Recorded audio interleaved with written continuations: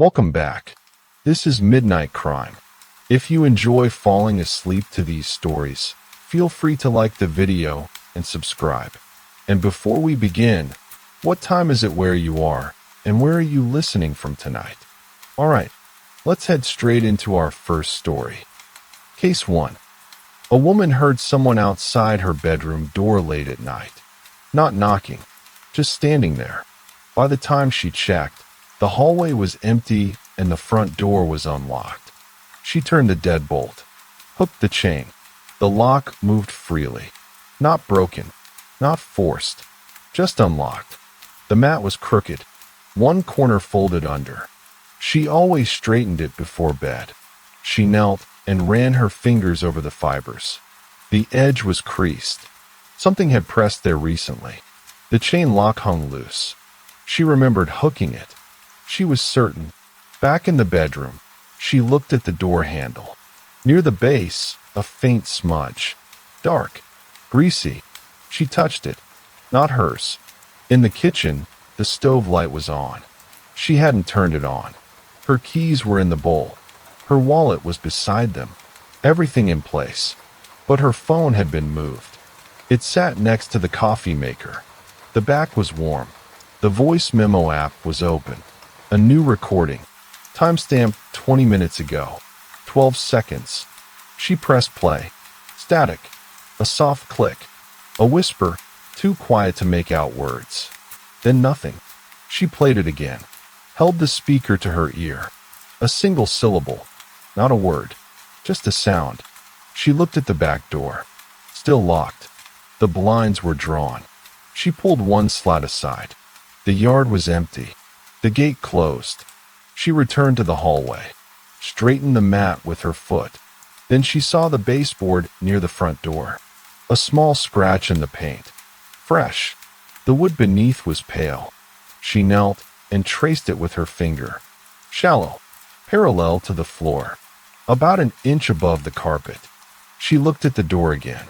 The deadbolt turned smoothly. The chain hung loose. She went to the bathroom. The mirror was clear. No fog. No smudges. The medicine cabinet was undisturbed. But the ibuprofen bottle had been moved to the top shelf. She kept it on the second shelf. In the living room, the clock read 3:47 a.m. She had gone to bed at 11.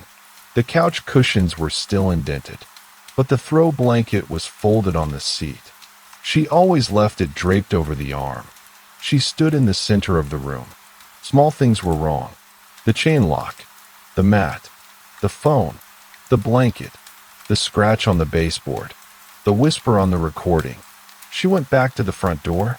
The lock was still unlocked. She turned the deadbolt. It clicked. She hooked the chain. Then she stood there, hand on the door, listening. The house was quiet, but the quiet felt different. Not empty, just still, like something had passed through and left small, deliberate traces. She walked to the kitchen and poured a glass of water. Her hand was steady. She drank it standing at the counter. The recording was still there. She deleted it. She set the glass in the sink and went back to the bedroom. She left the hallway light on, closed the door, locked it, got into bed. The room was cold. She looked at the nightstand. The phone was gone. She had left it in the kitchen. She didn't get up to get it. In the morning, the hallway light was still on. She opened the bedroom door. The chain lock was unhooked. The deadbolt was turned. The mat was crooked again. She knelt and looked at the baseboard. The scratch was still there. She touched it. The wood was still pale. She opened the door. The chain caught. She unhooked it and stepped out. The hallway was empty. She walked to the neighbor's door. Listened. Silence. Knocked. No answer. She went back inside and locked the door. Checked every window. All closed. All locked. The back door was still locked. The blinds were still drawn. She went to the bathroom. The towel was damp. She hadn't used it. The shower curtain was pulled closed. She always left it open. She pulled it back. The tub was empty. In the closet, A pair of boots she hadn't worn in weeks had been moved to the front. The laces were untied. She picked up one boot.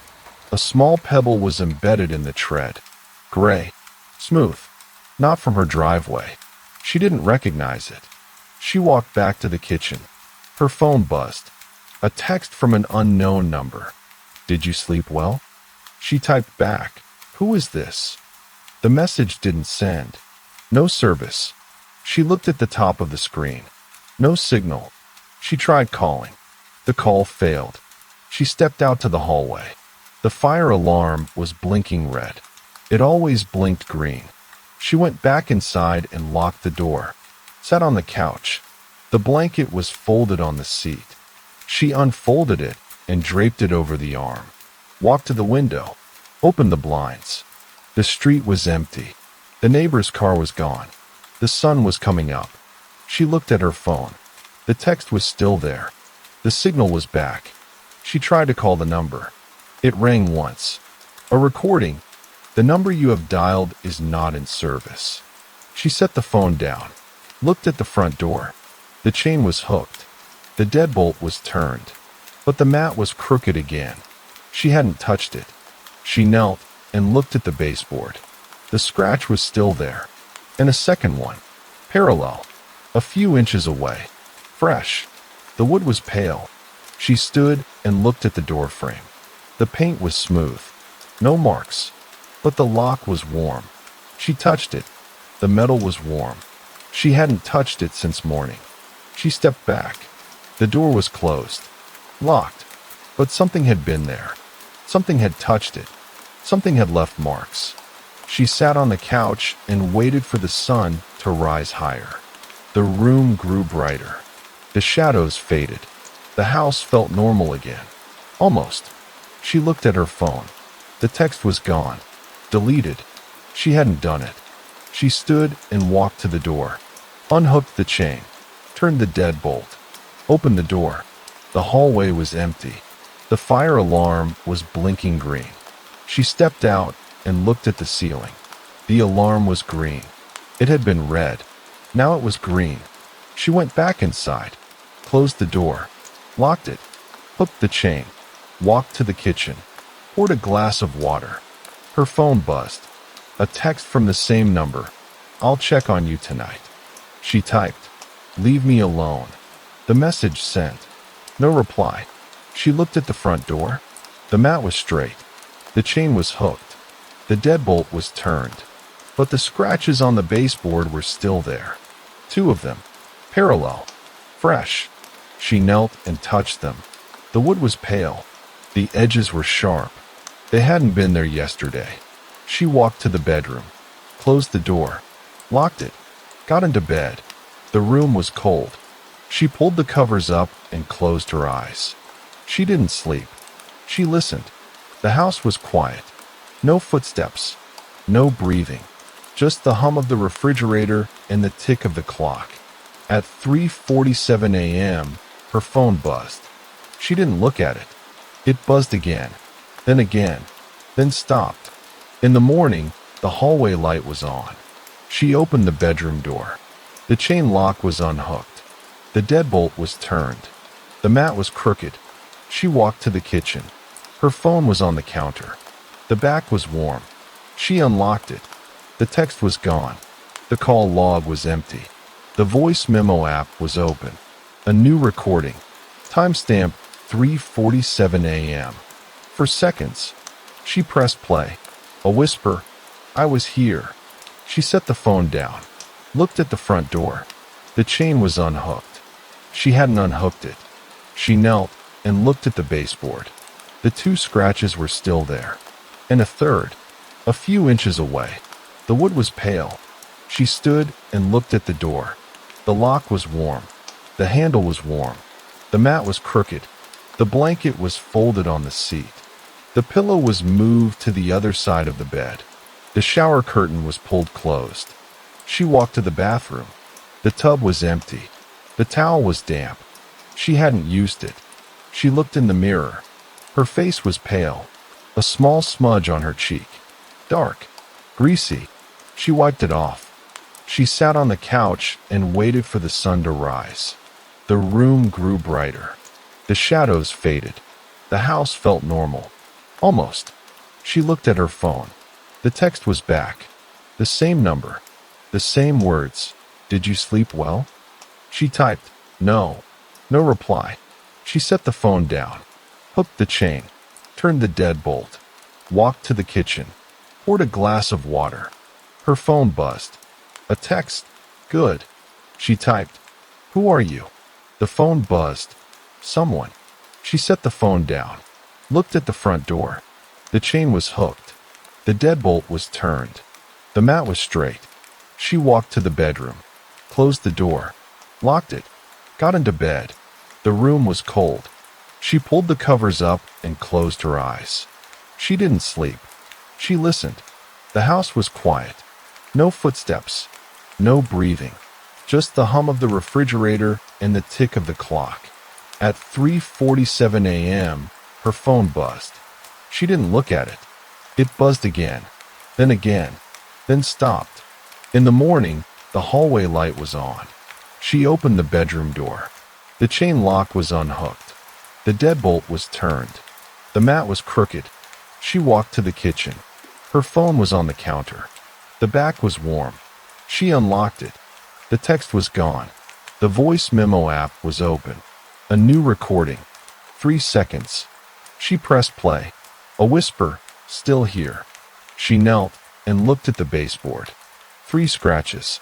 And a 4th. Fresh. The wood was pale. She stood and looked at the door. The lock was warm. The handle was warm. The mat was crooked. The blanket was folded. The pillow was moved. The shower curtain was pulled closed. She sat on the couch. The text returned. Did you sleep well? She typed, no. No reply. Then, good. She typed, what do you want? The phone buzzed. You. She walked to the bedroom, closed the door, locked it, got into bed. At 3:47 a.m., her phone buzzed. She didn't look. In the morning, the chain was unhooked. The mat was crooked. The phone was on the counter. A new recording. 2 seconds. A whisper. Run. She knelt. 5 scratches. Then a 6th. She stood, walked to the door, opened it. The hallway was empty. The fire alarm blinked green. She stepped out, looked at the ceiling. The alarm was green. She went back inside, didn't lock it, didn't hook the chain, packed a bag, clothes, charger, wallet, keys, walked out, didn't lock the door. She drove. Her phone buzzed. I'll find you. She set it down, drove faster. She stopped for gas. Coffee. The cashier didn't look at her. She sat in the car. No new texts. The number was silent. She called it. The recording. The number you have dialed is not in service. She drove to a motel. Paid cash. Room 12. The door was green. Paint chipping. She went inside. Pushed the dresser in front of the door. Sat on the bed. No new texts. She played the last whisper. Run. Deleted it. Deleted the others. Cleared the call log. At 3:47 a.m., her phone buzzed. She didn't look. In the morning, the phone was cold. No new texts. The voice memo app was closed. She checked out. Drove. She stopped at a diner. Ate. Paid. Drove. 200 miles from home. Sat in a parking lot. The phone was silent. She opened the voice memo app. Empty. She got out. Walked to a bench. Sat down. Thought about the house. The scratches. The chain. The mat. The phone. The voice memos. The texts. The warmth on the lock. Someone had been inside. Someone had left evidence. She drove back toward home. Pulled into a police station. Walked inside. Told them everything. The officer listened. Took notes. Asked for her phone. She gave it to him. He said, "Don't go back to the house alone." She drove to a friend's house. Stayed on the couch. At 3:47 a.m., her phone buzzed. She didn't look. In the morning, she went back to the house. The police had changed the locks. The scratches were gone. The mat was straight. The chain was hooked. She walked through the rooms. Everything was normal. Nothing was out of place. She sat on the couch, looked at the front door. Locked. Chain hooked. Deadbolt turned. She set her phone on the coffee table. The screen was dark. The number was silent. She lay down and closed her eyes. The house was quiet. No footsteps. No breathing. Just the hum of the refrigerator and the tick of the clock. She slept through the night. No texts. No calls. No voice memos. In the morning, she made coffee. Drank it standing at the counter. Thought about the man who had watched her. Who had entered her home. Who had left traces. He was in jail now. He wouldn't be getting out anytime soon. She finished her coffee. Set the cup in the sink. Walked to the front door. Looked out the peephole. The hallway was empty. She unlocked the door. Stepped outside. The air was cool. The sun was bright. She walked to the end of the hallway. Looked out the window. The street was empty. The trees were still. The sky was clear. She went back inside. Locked the door. Hooked the chain. Turned the deadbolt. She walked to the living room. Sat on the couch. Picked up her phone. No new texts. The number was silent. She set the phone down. Looked at the front door. Locked. Chain hooked. Deadbolt turned. She leaned back and closed her eyes. The house was quiet. No footsteps. No breathing. Just the hum of the refrigerator and the tick of the clock. The case was closed. The scratches were gone. The chain stayed hooked. The mat stayed straight. She kept the phone on the nightstand. She checked the windows before bed. She did not run. She did not hide. She lived in the house. She locked the door. She listened to the quiet. The sun rose. The sun set. The days passed. The texts did not come. The whispers did not return. She stayed. She lived. She did not forget. But she did not fear. The house was quiet. The door was locked. The chain was hooked. The deadbolt was turned. She slept through the night. No footsteps. No breathing. Just the hum of the refrigerator and the tick of the clock. In the morning, she made coffee. Drank it standing at the counter. Looked out the window. The street was empty. The trees were still. The sky was clear. She set the cup in the sink. Walked to the front door. Looked out the peephole. The hallway was empty. She unlocked the door. Stepped outside. The air was cool. The sun was bright. She walked to the end of the hallway. Looked out the window. The street was empty. The trees were still. The sky was clear. She went back inside. Locked the door. Hooked the chain. Turned the deadbolt. She walked to the living room. Sat on the couch. Picked up her phone. No new texts. She set the phone down. Looked at the front door. Locked. Chain hooked. Deadbolt turned. She leaned back and closed her eyes. The house was quiet. No footsteps. No breathing. Just the hum of the refrigerator and the tick of the clock. She stayed on the couch. Didn't move. Didn't sleep. Just sat there, listening. The clock ticked. The refrigerator hummed.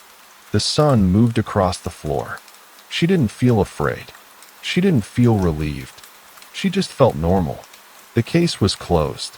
The story was over. The house was quiet. The door was locked. The chain was hooked. The deadbolt was turned. She lived. She stayed. Case 2. A man noticed his Wi-Fi network had a new device connected overnight. He hadn't shared the password with anyone. The connection history showed it had been active for hours. Not just a brief handshake or a failed attempt, steady activity. Data moving in small, consistent intervals between 2:13 a.m. and 5:47 a.m. He sat at his desk, the glow of the router interface reflecting faintly in his glasses, and refreshed the page once more as if the entry might disappear on its own. It didn't.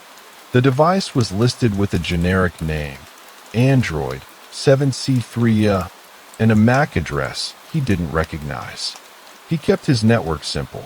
His laptop, his phone, the smart TV he rarely used. 3 devices, all labeled. This one stood out because it didn't belong to anything he owned. He clicked into the router's detailed logs. Most people never open this page. It was tucked behind a few layers of settings, time-stamped lines of connection requests and IP assignments. At first glance, it looked like noise, but there was a pattern. Every few minutes, the unknown device had pinged an external server. Not a single destination, but a rotation, 4 different IP addresses, all within the same narrow range. The requests were small, under a kilobyte each. Regular, quiet. He copied one of the IPs into a browser-based lookup tool. It resolved to a hosting provider he'd never heard of. No domain name, just infrastructure. The kind rented cheaply, anonymously. He leaned back slightly, listening. The apartment was still.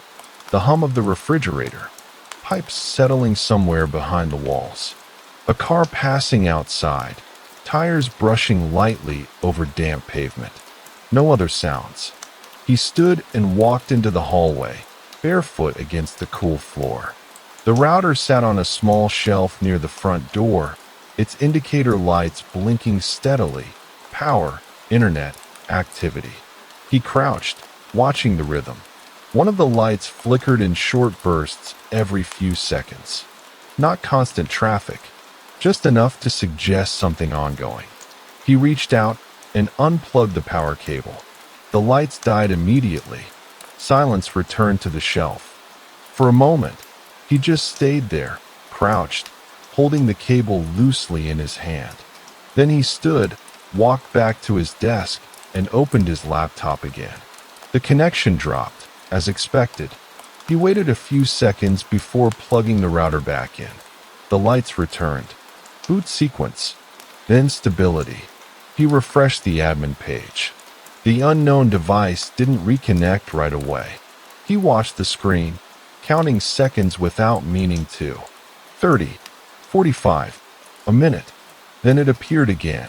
Android 7C3A. Connected. Assigned a new internal IP, different from before. He stared at the timestamp. 6:02 a.m. He hadn't moved from the desk. The device had rejoined the network within seconds of the router coming back online. That meant it was nearby, within range, possibly still active. He opened the list of connected devices and clicked block. The interface asked for confirmation. He hovered for a second, then clicked. The device disappeared. For a few minutes, nothing happened. Then, at 6:07, a new entry appeared. Unknown device. Different MAC address. Same pattern of traffic. He felt something tighten, not fear exactly, but a kind of quiet alertness. He leaned closer to the screen and compared the 2 MAC addresses. The first 3 pairs of characters were identical. The manufacturer prefix. The rest had changed. He opened a new tab and searched the prefix. It belonged to a common smartphone manufacturer. Nothing unusual, but the changing suffix suggested something deliberate. Randomization. The device was masking itself. He closed the laptop halfway, not enough to sleep it, just enough to dim the screen, and stood again. This time he moved more slowly through the apartment. The living room was unchanged. Couch, coffee table, a thin layer of dust on the TV, stand he hadn't wiped in days. No signs of disturbance. In the kitchen, the counter was clear except for a mug he'd left by the sink. He picked it up absently, sniffed it. Cold coffee, faintly sour. He rinsed it out and set it upside down on the drying rack. Then he paused. Next to the rack, on the edge of the counter, was his phone charger. The cable was plugged into the wall, but the end, the connector, was slightly bent at an angle he didn't recognize. Not broken, just different, as if it had been twisted and then placed back carefully. He picked it up, turned it in his fingers. The plastic near the tip had a faint scuff mark, a thin gray line that hadn't been there before. He tried to remember the last time he'd used it. Last night, before bed. He was sure of that. The cable had been straight then. He was particular about small things like that. Alignment, order. He set it down slowly and looked around the kitchen again. Nothing else seemed out of place. He moved to the bedroom. The bed was unmade, sheets slightly tangled from sleep. On the nightstand, his watch, a glass of water, and a small stack of receipts he hadn't thrown away yet. He picked up the receipts and flipped through them without really thinking. Grocery store, gas station, pharmacy. He paused on the pharmacy receipt. The date was yesterday. Time, 3:18 p.m. He remembered going there, picking up toothpaste and a bottle of aspirin. But there was a third item listed. USB cable, $7.99. He frowned slightly. He didn't remember buying that. He checked the total. It matched what he'd paid. He'd tapped his card without really looking at the screen, just trusting the amount. He looked around the room again, slower this time. On the far side of the desk, near the wall, was a cable he didn't recognize. Coiled neatly, almost too neatly, as if it had been placed there with care. It was black, slightly thicker than his usual charging cables, with a small, unfamiliar marking near one end. He walked over and picked it up. It felt heavier than expected. He turned it over in his hands, examining the connectors. One end was standard USB. The other looked normal at first glance, but the casing was slightly bulkier, the seam along the plastic more pronounced. He brought it closer to his face. There was a tiny pinhole on the side, barely visible unless you were looking for it. He set it down immediately. His eyes shifted, almost automatically, toward the wall outlet near the desk. The charger plugged into it was his, white, slightly yellowed with age. The cable attached to it was also his. So where had this one been plugged in? He stepped back, scanning the room more carefully. The desk surface, the floor beneath it, the edge of the bed. Then he noticed the extension cord running behind the nightstand. He crouched and pulled it slightly into the light. There were 3 sockets. 2 were in use. One held the charger he recognized. The second held a small, black adapter he didn't. It was flush with the socket, compact, easy to overlook. A faint LED on its surface blinked once every few seconds. Not bright, almost invisible in daylight. He reached out, but stopped just short of touching it. The blinking continued. Slow, consistent. He stood there for a long moment, listening again to the quiet of the apartment, the faint hum of electricity through the walls, the distant sound of someone moving in the unit above. Then he turned and walked back to his desk. The laptop screen was still dimmed, but active. He lifted the lid slightly. The network page was open. Unknown device. Still connected. Still sending small, regular bursts of data. He watched the graph update in real time. Thin green lines rising and falling in a steady rhythm. The intervals were too consistent to be random. Every 30 to 40 seconds, a small spike. Then silence. Then another. He reached for his phone on the desk and opened his banking app out of habit more than intent. The login screen appeared, and he hesitated for a moment before entering his password. The account loaded. Balance unchanged. Recent transactions, nothing new since yesterday. Grocery store. Pharmacy. He scrolled further down, slower this time, paying attention to the timestamps rather than the amounts. Everything aligned with where he had been. Places he recognized. No unfamiliar charges. He set the phone down, but didn't close the app. Instead, he opened the notifications tab. There were a few standard alerts, weekly summary, promotional messages. One stood out only because he didn't remember seeing it before. New device signed in. The timestamp was 2:19 a.m. He tapped it. The details were minimal. Device type, Android. Location, not specified. IP address listed, but it matched the same range he had seen earlier in the router logs. He read the line twice, then a third time, letting the information settle. He hadn't signed in at 2:19 a.m. He hadn't even been awake. He placed the phone carefully on the desk, screen still lit, and turned back to the laptop. The unknown device continued its quiet activity, unchanged by anything he had done so far. He opened a new tab and accessed his email. Inbox. At first glance, nothing unusual. A few unread messages from mailing lists, a receipt from the pharmacy, timestamped correctly at 3:21 p.m. yesterday. He opened it. The items listed matched the receipt on his nightstand, except for one detail. The USB cable appeared here as well. Same price, same time. He scrolled down to the payment section. Last four digits of his card. Correct. Then he noticed the billing address. It was his address, but the apartment number was missing. Just the street, the building. He stared at it for a moment, then checked older receipts. Grocery store, gas station. All of them included the full address, apartment number and all. Only the pharmacy receipt omitted it. He closed the email and leaned back slightly, the chair creaking under his weight. The blinking adapter in the bedroom came to mind again. He stood and walked back, this time with a more deliberate pace. The extension cord was still partially pulled out from behind the nightstand. The small black adapter remained plugged in, its faint LED continuing its slow, steady pulse. He crouched beside it and looked more closely.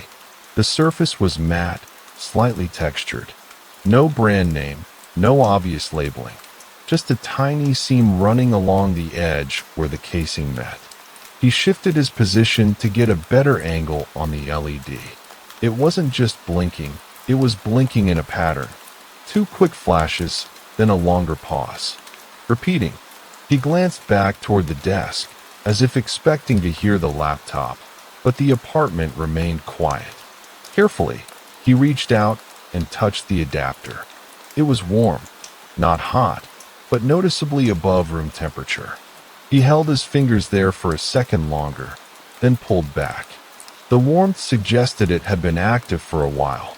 He looked at the empty socket beside it, then at the cable he had found earlier on the desk. The heavier one, the one with the pinhole. He stood, walked back to the desk, and picked it up again. This time, he examined the length of it more closely. About halfway down the cable, there was a slight bulge, subtle, easy to miss unless you were looking for irregularities. He pressed it gently between his fingers. Solid, not just insulation. He turned it over and noticed a faint line along the underside, like a seam that had been sealed after assembly. He brought it closer to the laptop screen and angled it under the light. The pinhole caught a reflection for a split second. He set the cable down and returned to the bedroom. The adapter's LED continued its pattern. Two quick flashes. Pause. Two quick flashes. Pause. He reached behind the nightstand and unplugged it. The LED went dark instantly. For a moment, nothing else changed. Then, from the other room, the laptop emitted a soft notification sound. He stood up, still holding the adapter, and walked back to the desk. The network page had updated. The unknown device was gone. No disconnection message, just gone. He set the adapter down next to the laptop and leaned closer to the screen. The graph flattened. No more periodic spikes. Just a steady baseline from his own devices. He refreshed the page. No change. He opened the logs again and scrolled to the most recent entries. At 6:14 a.m., a final burst of activity. Then nothing. He looked at the adapter on the desk. The casing was smooth, unmarked. The prongs showed slight wear. as if it had been plugged and unplugged multiple times. Along one edge, there was a faint residue, something like adhesive, dried and slightly discolored.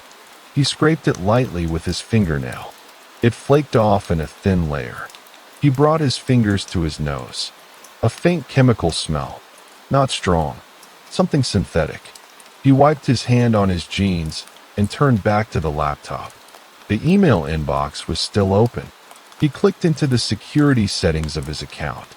Recent activity. There it was again. 2:19 a.m. New login. Device, Android. Location, unavailable. He scrolled further. There were no other unfamiliar entries. Just that one. He opened another tab and accessed his cloud storage. Files and folders appeared in a grid. He hadn't organized them in a while. Documents, photos, scanned receipts. He sorted by recently accessed. At the top of the list were 3 files. A PDF of his last tax return, a folder labeled IDs, and a scanned copy of his lease agreement. All 3 showed access times between 2:21 and 2:24 a.m. He didn't remember opening them. He clicked on the IDs folder. Inside were images, his driver's license, passport, a few other documents he had scanned for convenience. He opened one. The image loaded slowly, as if the connection was hesitating. When it appeared, it looked unchanged. He closed it and checked the file details. Last modified, unchanged. Last accessed, 2:22 a.m. He exhaled slowly and leaned back again. On the desk, next to the laptop, the black adapter sat silent. The heavier cable lay coiled beside it. He reached for his phone once more and opened the Wi-Fi settings. The network list appeared. His network at the top. Below it, a few others from neighboring apartments. One of them had a name he hadn't noticed before. It was almost identical to his, same base name, but with a single extra character at the end. Easy to overlook. Easy to mistake if you weren't paying attention. He tapped it. Secured. No connection. He backed out and returned to his own network. Connected. Signal strong. He set the phone down and looked around the apartment again, slower than before. The front door. The lock.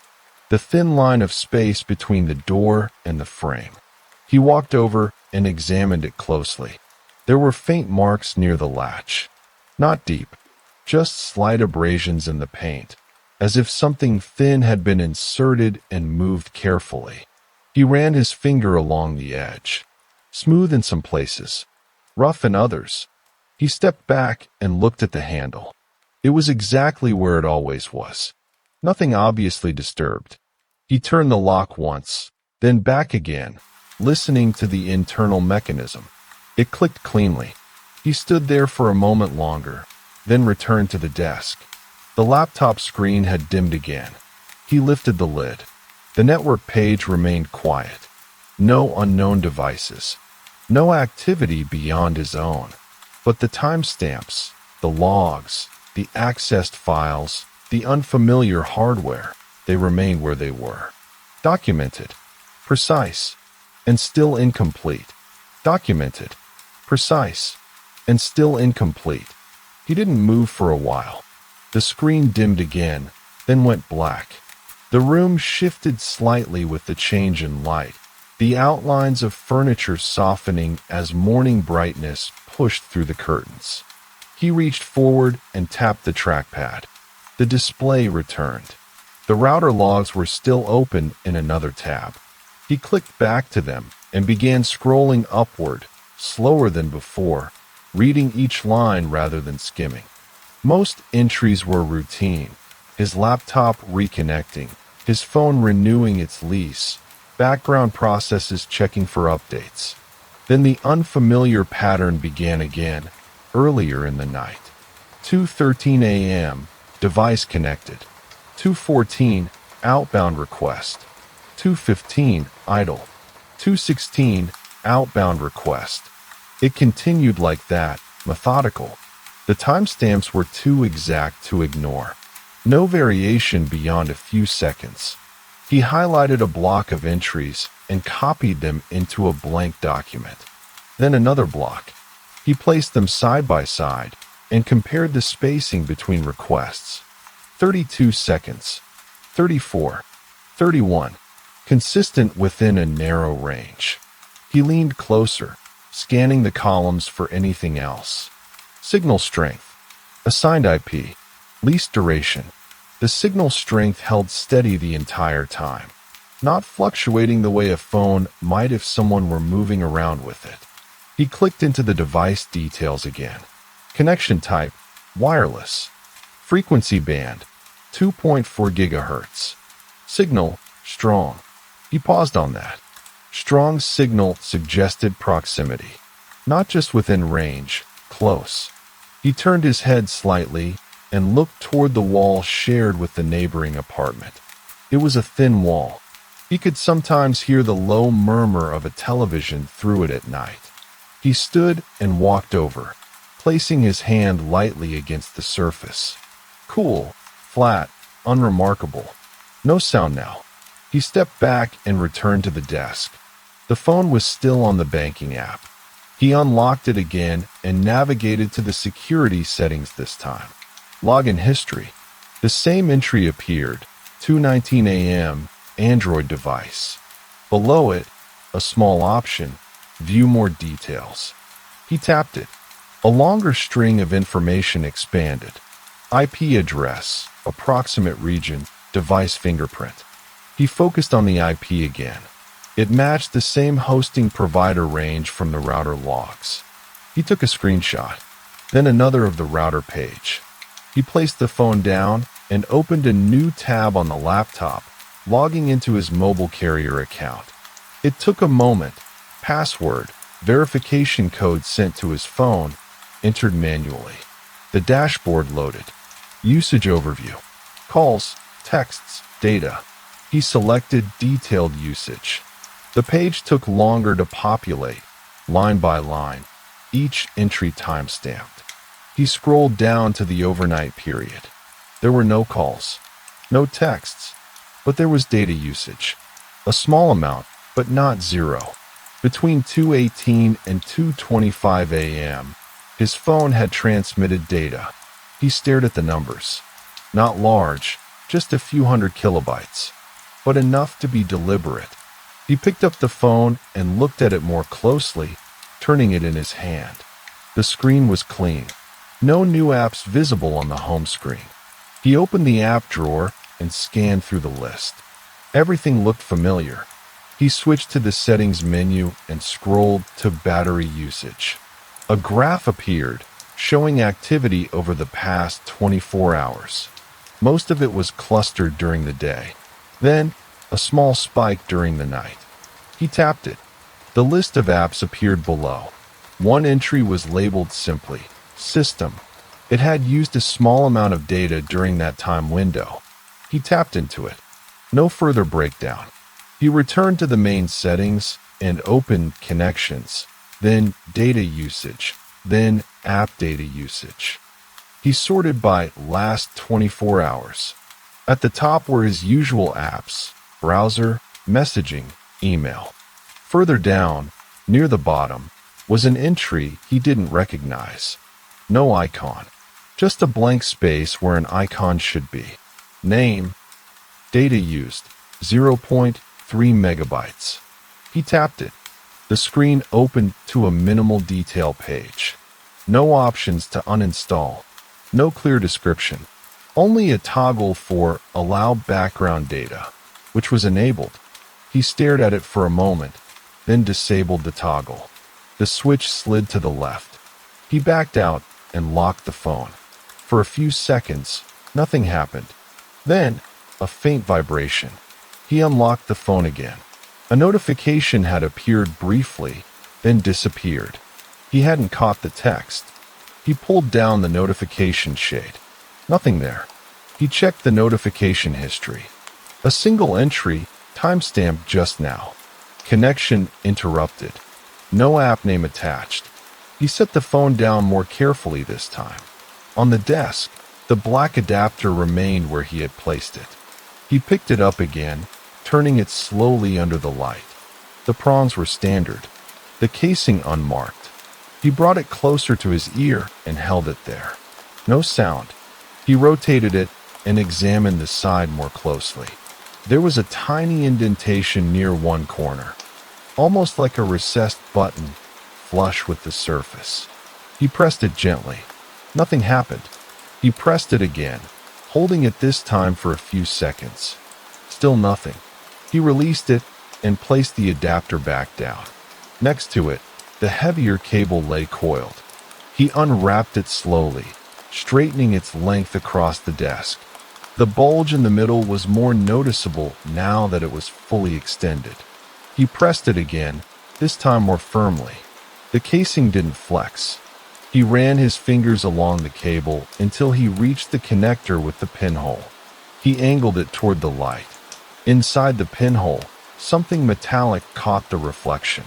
A small, circular surface. Not a simple opening.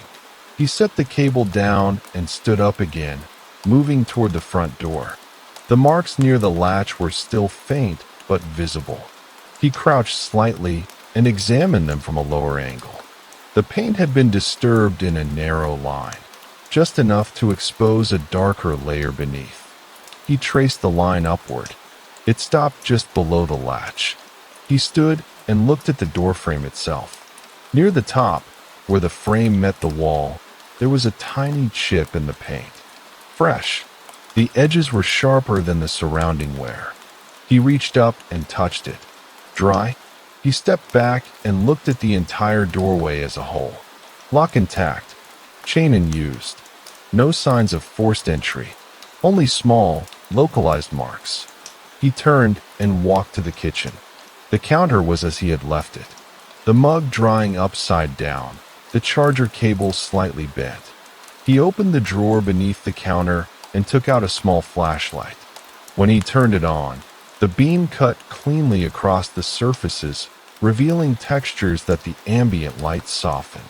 He returned to the hallway and directed the beam along the floor near the door. Dust, small debris, nothing unusual. Then he angled the light toward the lower edge of the door. There, caught in the thin gap between the door and the floor, was a fragment of something. He crouched and used his fingernail to pull it free. A thin piece of plastic, transparent, slightly curved. He held it up to the light. One edge was smooth. The other was jagged, as if it had snapped off a larger piece. He turned it between his fingers. There was a faint residue along one side, similar to what he had seen on the adapter earlier. He placed it on the counter and looked back at the door, then at the adapter, then at the cable. He walked back to the desk and opened the laptop again. The network page remained quiet. No unknown devices. He navigated to his email once more and opened the security alerts. The 2:19 a.m. login was still the only one. He clicked Sign out of all devices. A confirmation prompt appeared. He hovered over it for a second, then clicked. The page refreshed. A message appeared. All other sessions have been signed out. He waited. Nothing changed. No new entries. No immediate reaction. He opened the router settings again and navigated to the DHCP client list. Only his devices were listed now. He refreshed it once. Then again. Still the same. He leaned back, the chair creaking softly, and let his eyes move slowly across the room.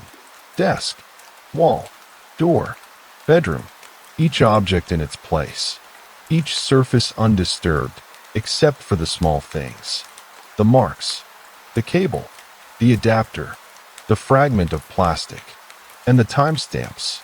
He turned his attention back to the laptop and opened a File Explorer window. He navigated to his local documents, sorted by date accessed.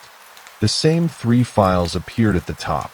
Tax return, IDs, lease agreement. He right-clicked one of them and selected Properties. A window opened with detailed metadata. Created, unchanged. Modified, unchanged. Accessed, 2:22 a.m. He clicked over to the Previous Versions tab. Empty. No backups. He closed the window and opened the file itself. The PDF loaded. He scrolled through it slowly, page by page, not looking for content, but for changes, anything out of place. Everything looked the same. He closed it and opened the next file. Then the next, all unchanged. He minimized the window and returned to the desktop. In the corner of the screen, the system clock read 6:41 a.m. The apartment was brighter now, the light from outside filling in the edges of the room.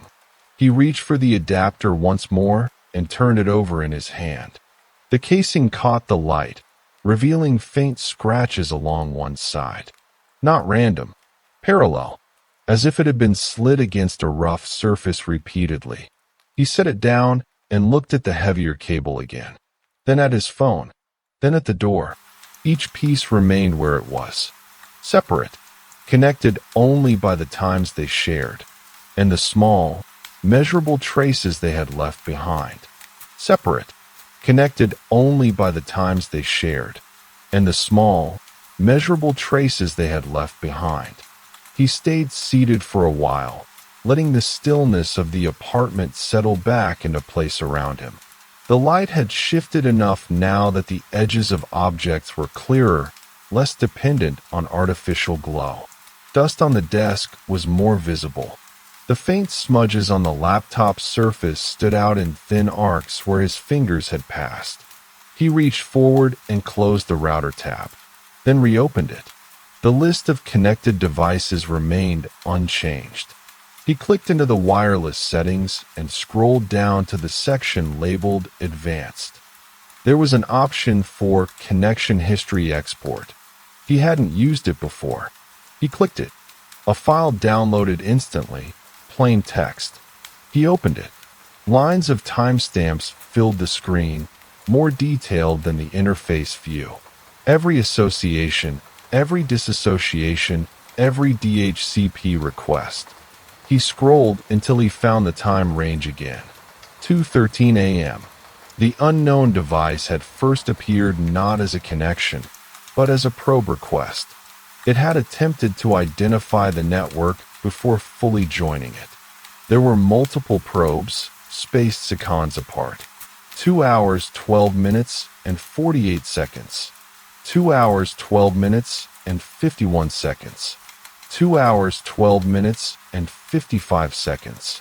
Then, at 2 hours, 13 minutes, and 2 seconds, full association. He followed the lines downward. At 2 hours, 13 minutes, and 10 seconds, the device requested an IP address. At 2 hours, 13 minutes, and 11 seconds, it was assigned.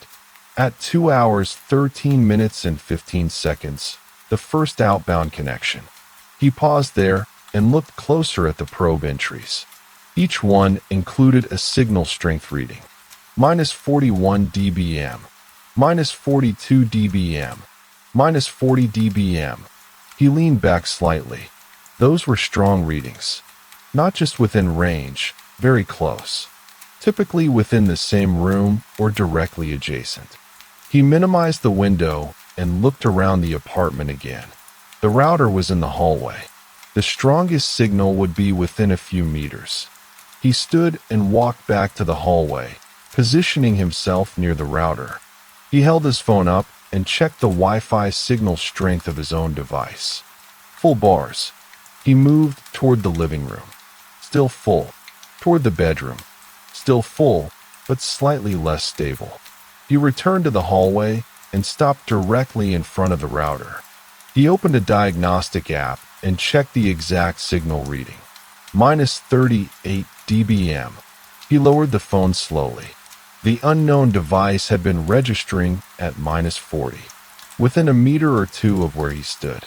He looked down at the shelf where the router sat. Nothing else was there. He looked up. The ceiling, plain, with a small smoke detector near the corner. He stepped closer and examined it. The plastic casing was slightly yellowed, consistent with age.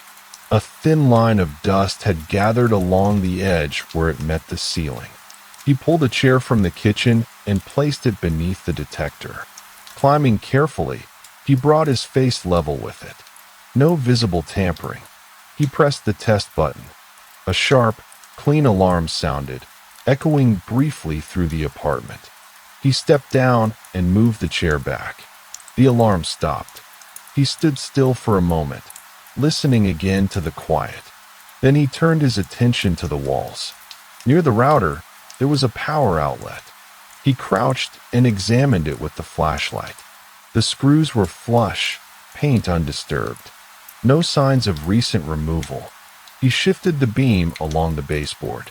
Dust had settled evenly, except for a small section directly beneath the shelf. There, the dust was slightly disturbed. Not wiped clean, just disrupted, as if something had brushed against it recently. He ran his finger lightly across it. A faint line appeared. He stood and looked at the shelf again. The router's cables ran down behind it, disappearing into the outlet. He reached behind and gently pulled the router forward. The cable stretched, revealing the space behind. There was nothing else there. No additional devices. No hidden attachments. He let the router settle back into place. Then he stepped to the side, aligning himself with the wall that separated his apartment from the next. He placed his ear near it. Silence. He tapped lightly. A dull, solid sound. He stepped back and returned to the desk. The adapter and cable were still where he had left them. He picked up the adapter again and turned it over, this time paying attention to the prongs more closely. One of them had a faint discoloration near the base. A thin, darker band. He held it closer to the light. It looked like residue, possibly from a different outlet, older, dirtier. He set it down and picked up the cable. He traced its length again, slower. At one end, near the USB connector, there was a tiny marking he hadn't noticed before. A series of characters, barely visible, etched into the plastic. He squinted. V3-02. He turned the cable over. Nothing else. He walked to the kitchen and opened the drawer where he kept spare cables. He took one out and compared it. Standard. No markings. No bulges. No pinholes. He placed it side by side with the heavier cable. The difference was subtle but clear when placed together. He returned to the desk and sat down. The laptop screen had gone idle again. He woke it and opened a browser. This time, he navigated to his cloud account's activity logs in more detail. There was an option for download full activity report. He clicked it. The file took a moment longer to generate. When it opened, it contained a longer timeline. Every access, every file opened, every IP involved. He scrolled to the relevant time. 2:21 a.m. File accessed. tax_return.pdf. 2:22 a.m. File accessed. IDs folder. 2:23 a.m. File accessed. lease_agreement.pdf. Each entry included the same IP address. He copied it and pasted it into another lookup tool. The result was the same hosting provider, but this time there was additional information. A note indicating the IP had been flagged recently for automated activity. He read that line twice. Then he opened another tab and searched the IP more broadly. Results appeared: forums, reports, scattered mentions. He skimmed them. Most were brief. Suspicious login attempt. Repeated access from unknown device. Data scraping? He closed the tab and returned to the main screen. The adapter sat motionless beside the laptop. The cable lay coiled. The fragment of plastic remained on the kitchen counter. He stood and walked back to it. The piece was small, almost weightless in his hand. He held it up again, this time aligning its curve with the edge of the adapter. It didn't match. He tried the cable. No match. He set it down and looked around the kitchen again. The trash bin sat beneath the sink. He pulled it out and removed the lid. Inside, the usual packaging, paper, food waste. He leaned closer, scanning the contents. Near the top, partially covered by a crumpled receipt, was a small piece of clear plastic, similar in texture to the fragment he held. He reached in and pulled it out. Larger this time, curved more distinctly. He wiped it off on a paper towel and examined it under the light. Along one edge, there was a faint line, like a molded seam. He placed it next to the first fragment. They didn't fit together, but they looked like parts of the same object. He turned the larger piece over. There was a tiny printed marking on it. A single letter. S. He frowned slightly and set both pieces on the counter. He closed the trash bin and pushed it back under the sink. Then he walked back to the desk. The laptop screen showed no new activity. The network remained quiet. He opened the system settings and navigated to connected USB devices. The list was empty. He plugged the heavier cable into the laptop. A soft sound indicated a connection. A notification appeared. USB device connected. No further details. He waited. Nothing else appeared. He opened the device manager. A new entry had appeared under Universal Serial Bus Devices. Unknown USB device.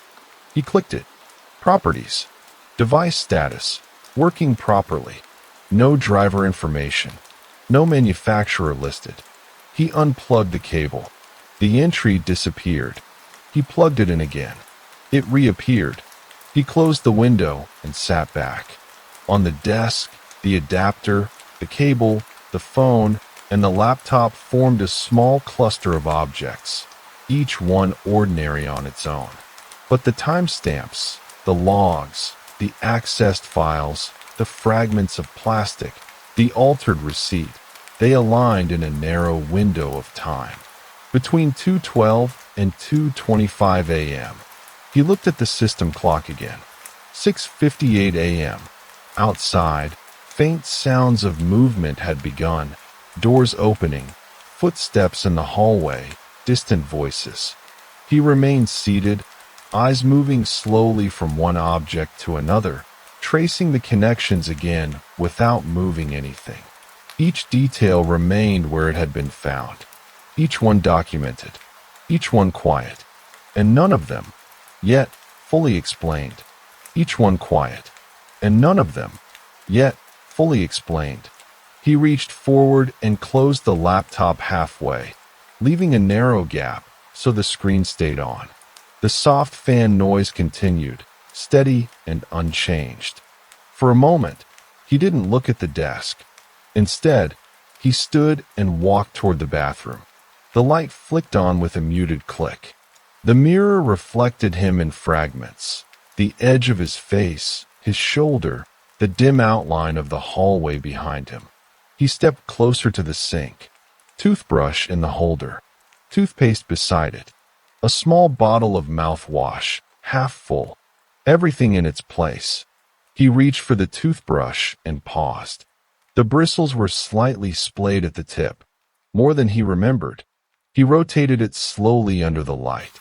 There was a faint line of moisture near the base, where the plastic met the bristle head. Not unusual on its own, but the cup it sat in was dry. He touched the inside of the cup. Completely dry. He set the toothbrush back exactly where it had been. Next to it, his razor.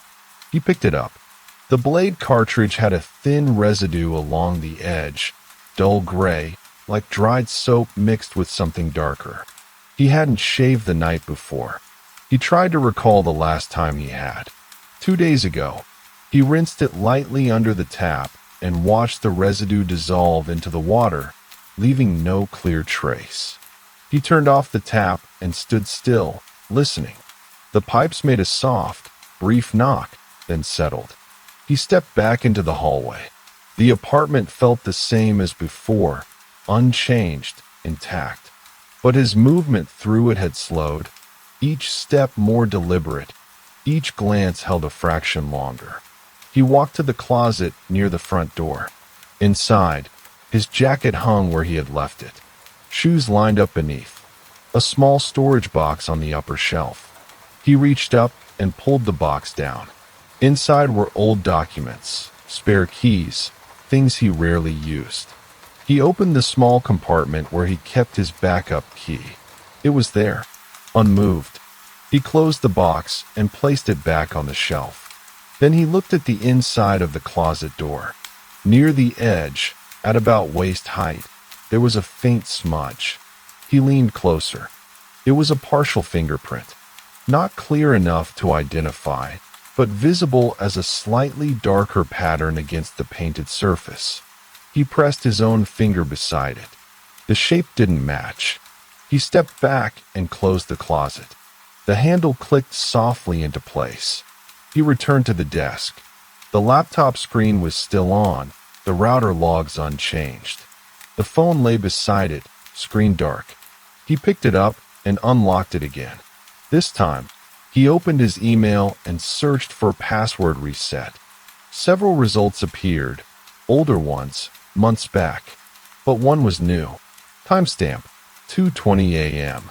Subject, your password was changed. He opened it. The message was brief. Confirmation of a password update. If this wasn't you, contact support. He stared at the time. 2:20 a.m. 1 minute after the login notification. He hadn't seen it before. He scrolled down. There was an IP address listed. Same range. He checked his current password mentally. He had logged in earlier without issue, which meant the password had been changed and then changed again.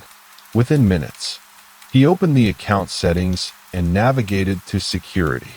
Password last updated. Today, 6:12 a.m. That was him. But below it, in smaller text, was a previous entry. Password updated, 2:20 a.m. He sat still, reading the two timestamps together. Then he opened another tab and checked his other accounts.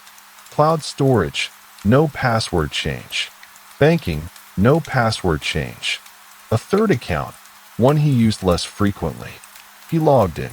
The interface loaded slower than usual. He navigated to settings. Password last updated, 2:23 a.m. He closed the laptop slightly more, narrowing the gap. Then he opened it again. The screen brightness adjusted. He returned to the router logs and searched for 223. The unknown device was still active then, still sending its steady bursts of data. He reached for the heavier cable and plugged it into the laptop again. The unknown USB device appeared. This time, he didn't open the device manager immediately. Instead, he opened a simple text editor and waited. Nothing happened. No files appeared. No prompts. He unplugged it. The entry disappeared again. He looked at the adapter, then stood and walked back to the bedroom. The extension cord still lay slightly pulled out. He crouched and examined the empty socket where the adapter had been. The plastic around it was faintly discolored, a slightly darker ring where the prongs had sat. He leaned closer. There was a smell, faint but present, not burning, something closer to warm plastic mixed with dust. He touched the edge of the socket. Cool now. He shifted his gaze to the floor beneath the nightstand. A thin layer of dust had gathered there, undisturbed except for one narrow line. He followed it with his eyes. It ran from the baseboard outward, stopping just short of the center of the floor, as if something had been placed there briefly. He reached out and traced the line with his finger. The dust parted cleanly. He stood and stepped back. The line aligned roughly with where the adapter would have hung if something had been connected to it and resting on the floor. He turned and walked back to the desk. The laptop screen showed no new activity. He opened a new tab and navigated to his operating system's security logs. It took a moment to load. Entries appeared in a list. Most were routine, system updates, background checks. He filtered by time. 2:10 a.m. to 2:30 a.m. The list shortened. At 2:21 a.m., there was an entry. New USB device connected. He leaned closer. Device ID, unknown. Duration, 2 minutes, 14 seconds. He checked the next entry. USB device disconnected. 2:23 a.m. He stared at the timestamps. The same window. He hadn't connected anything at that time. He opened another detail pane. There was a hardware identifier string. He copied it and pasted it into a search field. No immediate results. He tried again with a shorter portion of the string. A few matches appeared, forum posts, technical discussions. He skimmed one. USB data interceptor. Another. Inline keylogger cable. He closed the tab. The room remained quiet. He looked at the heavier cable again, then at the system log, then at the files that had been accessed at the same time. He reached for his phone once more and opened the Notes app. He began listing the times. 2:12, probe requests. 2:13, connection. 2:19, account login. 2:20, password change. 2:21, USB device connected. 2:22, files accessed. 2:23, second password change. 2:25, final data transmission. He stopped writing. The sequence held together without gaps, each action following the previous one in a narrow, continuous line. He set the phone down.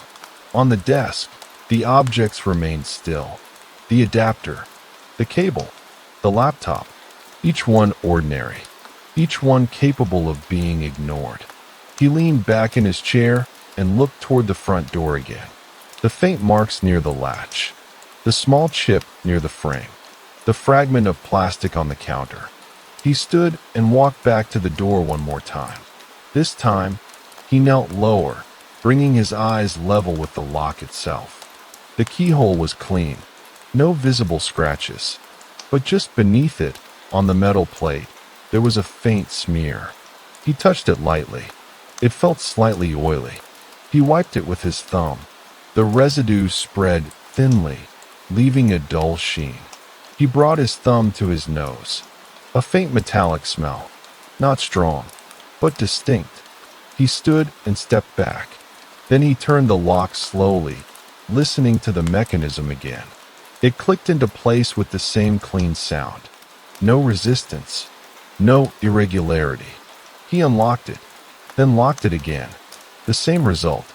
He rested his hand on the handle for a moment longer, then let go. Behind him, the apartment remained unchanged.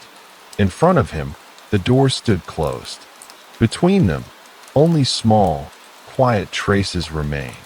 Measured, timed, and still, not yet fully understood. Measured, timed, and still, not yet fully understood.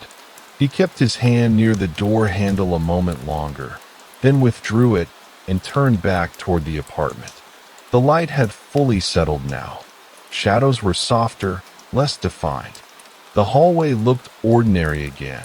Flat walls, muted colors, the router's small lights blinking with quiet regularity. He walked back to the desk, but didn't sit immediately. Instead, he stood just behind the chair and looked down at the arrangement of objects. Laptop slightly open, phone face down, adapter placed to the right, cable coiled beside it.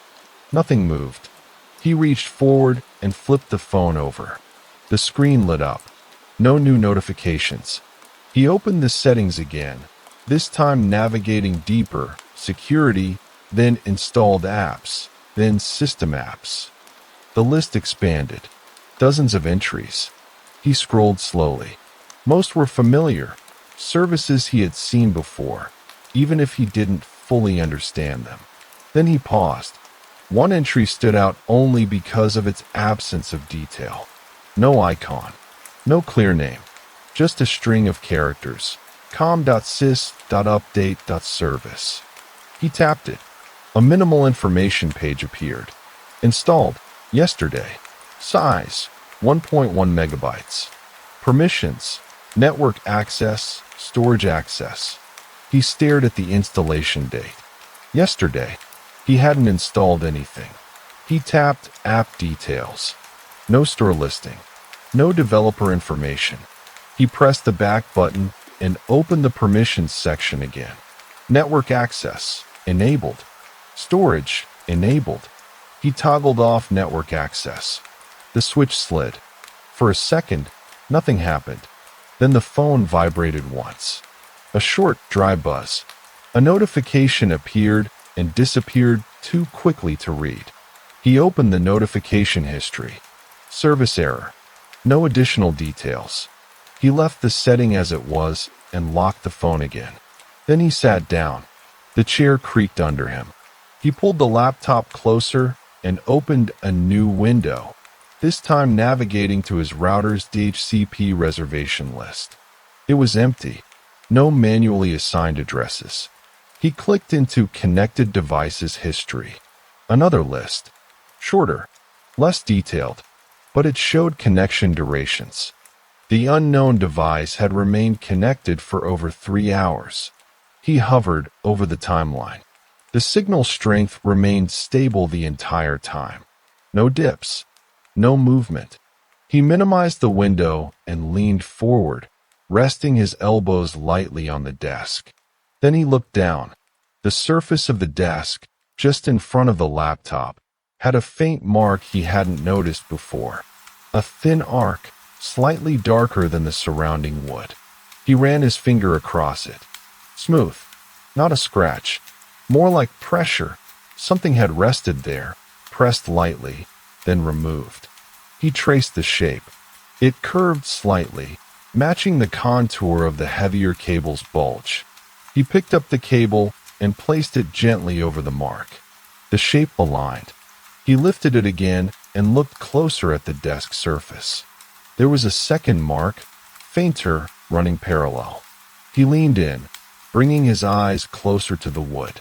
Between the two marks, there were tiny specks, dark, almost like fine dust or residue. He touched one with the tip of his finger. It smeared slightly. He brought it closer to his face. No strong smell, just faint, like warmed plastic.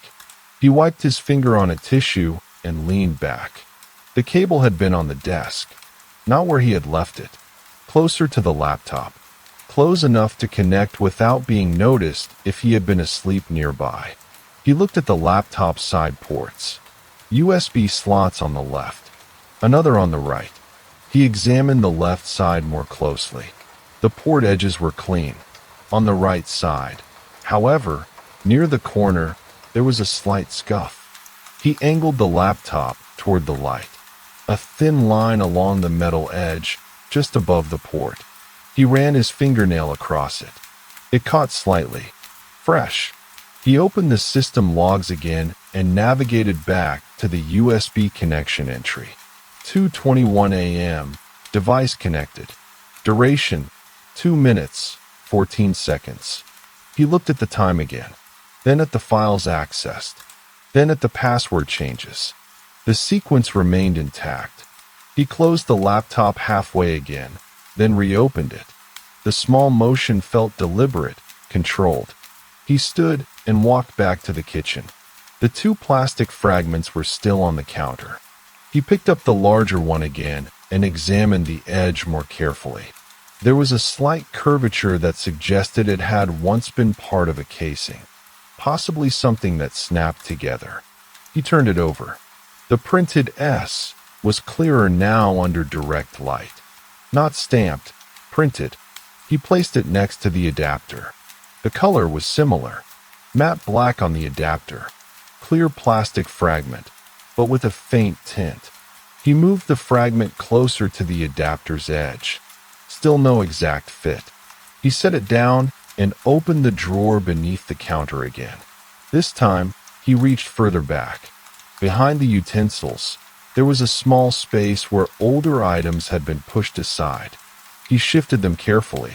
A folded paper napkin, a receipt, a small, thin object wrapped in plastic. He pulled it out. The plastic wrapper was partially torn. Inside was a flat, black rectangle, about the size of a credit card, but thicker. No markings on the front. On the back, a narrow strip of adhesive. He peeled back a corner of the wrapper. The adhesive had a faint residue, similar in color to what he had seen on the adapter. He held it closer to his nose. The same faint chemical scent. He turned it over.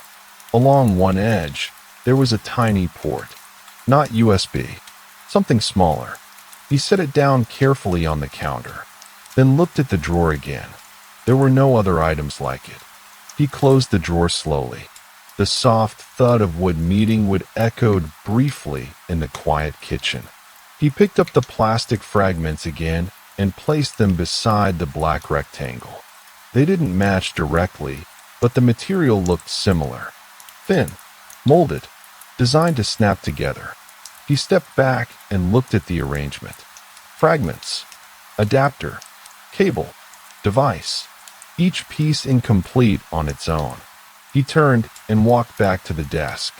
The laptop screen remained unchanged. No new activity. He opened the browser and navigated to his email again, then to his sent folder. He scrolled. There were no emails sent during the night. He checked the trash. Nothing new. He opened the drafts folder. Empty. He paused, then navigated to the account settings once more. This time, he looked for something specific. Forwarding and pop/IMAP. He clicked it. The page loaded. Forwarding disabled. He scrolled further. There was a section labeled Filters. He clicked it. A list appeared. Only one filter. He didn't remember creating it. He opened it. Criteria: messages containing attachments. Action: forward to external address. He stared at the address. It was unfamiliar. He checked the creation date. Yesterday. No exact time listed. He hovered over the edit option but didn't click it. Instead, he closed the tab and leaned back again. The chair creaked softly. The apartment remained quiet. Outside, footsteps passed in the hallway, then faded. He looked at the door again, then at the desk, then at the objects arranged in front of him. The pattern remained. Small entries, short durations, minimal traces, but each one aligned with the next. Not random, not accidental, deliberate, measured, and still continuing just beneath the surface in ways he hadn't fully uncovered yet. Not random, not accidental, deliberate, measured, and still continuing just beneath the surface in ways he hadn't fully uncovered yet. He sat without moving for a while, then reached forward and opened the laptop fully this time. The hinge clicked softly into place. He returned to the email filters page. The forwarding rule remained there, unchanged. He hovered over the destination address again, reading it slowly, character by character. It wasn't a name. It wasn't tied to any service he recognized. Just a string, letters and numbers, arranged without pattern. He copied it, opened a new tab, pasted it into a search field. No results. He tried again, this time enclosing it in quotes. Still nothing. He closed the tab. Then, carefully, he clicked Edit on the filter. The settings opened in a small panel. Criteria: attachments. Action: forward. There was no condition beyond that. Any file sent to his inbox, as long as it had an attachment, would be duplicated and sent elsewhere. He didn't disable it. Not yet. Instead, he closed the panel without saving changes. He wanted it to remain exactly as it was. He shifted his attention to the time. The system clock reads 7:12 a.m. He opened his calendar. Today was empty. Yesterday, nothing unusual. He moved further back. 3 days ago, there was a small entry he didn't remember adding. Delivery. No time specified. No location. He clicked into it. No additional details. He closed the calendar and leaned back slightly. The word lingered. Delivery. He stood up and walked to the front door again. This time, he opened it. The hallway outside was quiet. Pale walls, thin carpet, a faint smell of cleaning solution lingering from earlier in the week. He stepped out. The door closed softly behind him. He turned and looked at it from the outside. The handle, the lock, the frame. At this angle, the small chip near the top of the frame was more visible. The paint had cracked slightly around it, exposing a darker underlayer. He reached up and touched it. Still dry. He lowered his hand and looked at the floor. The carpet outside his door showed the usual wear, flattened fibers where people walked, darker along the center. But directly in front of his door, there was a faint indentation. Rectangular, subtle, as if something had rested there for a period of time. He crouched and ran his fingers over it. The fibers were compressed more tightly in that area. He looked down the hallway. No one was there. He stood and walked a few steps to the side, then turned back, looking at his door from a slight angle. The indentation aligned directly with the center of the door. He stepped back inside and closed it again. The lock clicked. He remained standing there, just inside, looking down at the floor. The interior flooring showed no similar mark, only outside. He walked to the kitchen. The counter still held the fragments and the black rectangle. He picked up the rectangle again. The adhesive strip along the back had a thin layer of dust clinging to it now, suggesting it had been exposed for at least a short time before he found it. He pressed lightly on the surface. It didn't flex. He turned it over again and examined the small port. He walked back to the desk and compared it to the laptop's ports. It didn't match. Too small. He checked the adapter. No match there either. He set it down and returned to the drawer. This time, he removed everything from it. Utensils, papers, small items, laid out on the counter in a careful line. At the back corner of the drawer, where the wood met the frame, there was a thin gap. He leaned closer. Inside the gap, something reflective caught the light. He reached in with his fingernail and pulled gently. A small piece of metallic foil came free. Crinkled. He flattened it on the counter. It looked like part of a wrapper, thin, flexible, with a faint printed pattern on one side. He turned it over. The inside surface was smooth. He placed it next to the plastic fragments. Different material, but similar size. He looked back into the drawer. The gap was empty now. He closed the drawer and stood still for a moment. Then he walked back to the desk. He opened a new tab and navigated to his router settings again. This time, he changed the wireless network name. He typed a new one, saved it. The network dropped for a moment. His laptop disconnected, then reconnected under the new name. He watched the device list. Only his devices reappeared. No immediate connection from anything else. He waited. A minute passed. Then another. Nothing. He opened the connection logs again. No new entries. He leaned back, then reached for his phone and opened the Wi-Fi settings. The old network name still appeared in the list, but marked as unavailable. Below it, his new network.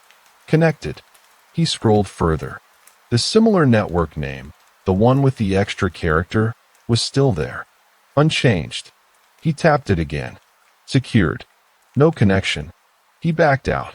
Then he opened the detailed network information. There was a section for saved networks. He tapped it. A list appeared. His network. A few others from nearby. And one entry he didn't recognize. It had no name. Just a blank field. He tapped it. Details opened. Security, WPA2. Auto-connect, enabled. He stared at it. He hadn't saved a network without a name. He selected forget. The entry disappeared. He returned to the main Wi-Fi screen. The list refreshed. The blank network was gone. He locked the phone and set it down. On the laptop, the router logs remained still. No new devices. No new activity. He glanced at the system clock again. 7:26 a.m. He stood and walked to the bedroom once more. The extension cord remained partially visible. The socket empty. The dust line on the floor still clear. He knelt and looked closer at the baseboard. Near the edge, there was a tiny mark he hadn't noticed before. A small indentation in the paint. He touched it. Rough. He ran his fingernail across it. It caught slightly. He looked at the height, just above where the adapter would have been if something had been plugged in and resting on the floor. He leaned back and looked at the wall as a whole. Nothing else stood out. He stood and returned to the desk. The arrangement of objects remained unchanged. He picked up the heavier cable once more and held it in both hands. The bulge in the middle. The pinhole near the connector. The faint marking, V3-02. He set it down. Then he reached for the adapter. Turned it over. The recessed button. The faint scratches. The residue. He placed it beside the cable. Then added the black rectangle. The plastic fragments. The foil. He arranged them in a line, each piece separated by a small gap. He looked at them without touching them again. The morning light fell across the desk, highlighting edges, casting soft shadows beneath each object. Nothing moved. Nothing changed. But the accumulation was there. Physical, documented, quiet, and waiting to be understood through the next small detail he hadn't noticed yet. And waiting to be understood through the next small detail he hadn't noticed yet. He didn't touch anything for a while. The objects remained in a straight line across the desk, evenly spaced. The adapter closest to the laptop, then the cable, the black rectangle, the fragments, the piece of foil, each one casting a thin, soft shadow in the morning light. He shifted his gaze from left to right, slowly. Adapter, cable, rectangle, fragments, foil, then back again. On the second pass, he leaned slightly forward. The foil. It caught the light differently than the others. Not just reflective, layered. One side dull, the other faintly patterned. He reached for it and lifted it carefully between two fingers. It made a soft, dry sound as it flexed. He flattened it gently on the desk and looked closer. The printed side wasn't random. There were faint repeating shapes, small blocks, aligned in a grid. Not decorative, functional. He rotated it 90 degrees. The pattern became clearer. Contact points. He placed it beside the black rectangle again. The rectangle's surface was smooth, but along one edge, near the small port, there were faint metallic contacts recessed into the casing. He picked up the foil and hovered it over that edge. The size didn't match perfectly, but the spacing of the shapes aligned loosely with the contacts. He didn't press them together. He set the foil back down. Then he picked up the black rectangle again. This time, he examined the adhesive strip more closely. The residue wasn't evenly distributed. One side had a heavier buildup, as if it had been pressed firmly against something textured. He ran his thumb lightly across it. Small particles lifted onto his skin. Dust, but not the fine, gray dust from the apartment surfaces. Darker, grainier. He looked at his thumb, then wiped it onto a piece of paper. The particles left faint streaks. He brought the paper closer to the light. There were tiny fibers mixed in, short, almost thread-like. He stood up and walked to the front door again. He opened it and stepped into the hallway. This time, he crouched lower, bringing his face closer to the carpet directly outside his door. The fibers there were similar, dark, short, tightly packed. He reached down and brushed his fingers across the surface. A small amount of lint gathered on his fingertips. He compared it to the residue on the paper. The texture looked similar. He stood up and stepped back inside, closing the door behind him. The lock clicked again. He walked back to the desk and placed the paper beside the black rectangle. Then he picked up the rectangle and held it against the door just below the latch without pressing it. The size was close. He lowered it. Then he held it against the inside of the door near the same area. Again close. He stepped back and looked at the door as a whole. Then he turned and walked to the bedroom. The extension cord, the empty socket, the dust line on the floor. He crouched again and looked at the baseboard. The small indentation he had noticed earlier was still there. He held the black rectangle near it. The width matched. He didn't press it. He lowered it again. He stood and returned to the desk. The laptop screen had dimmed again. He woke it and opened the system logs once more. This time, he expanded the USB entry further. There was a sub-entry he hadn't opened before. Data transfer active. He clicked it.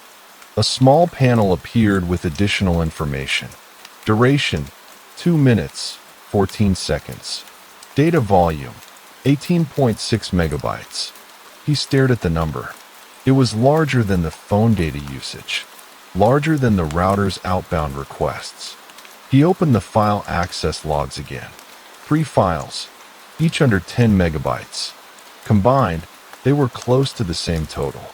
He leaned back slightly. Then he opened another log, System Clipboard History. He hadn't checked it before. The list was short. Most entries were from the previous day, but one stood out. Timestamp, 2:22 a.m. Content, a string of numbers and letters. He read it slowly. It resembled an account number, or an ID. He didn't recognize it. He copied it into a new document, then opened his files and searched for the string. No matches. He searched his email. No matches. He searched his cloud storage. No matches. He leaned back again. The string remained isolated. He minimized the window and looked at the desk again. The cable. He picked it up.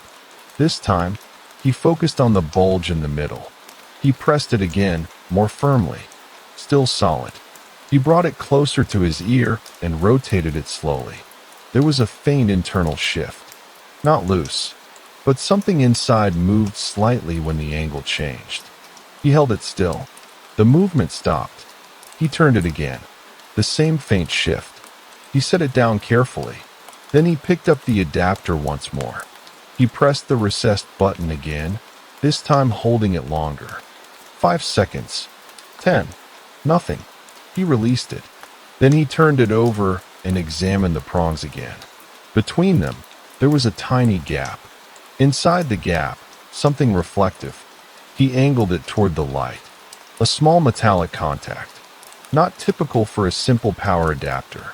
He set it down, then reached for his phone again. Unlocked it.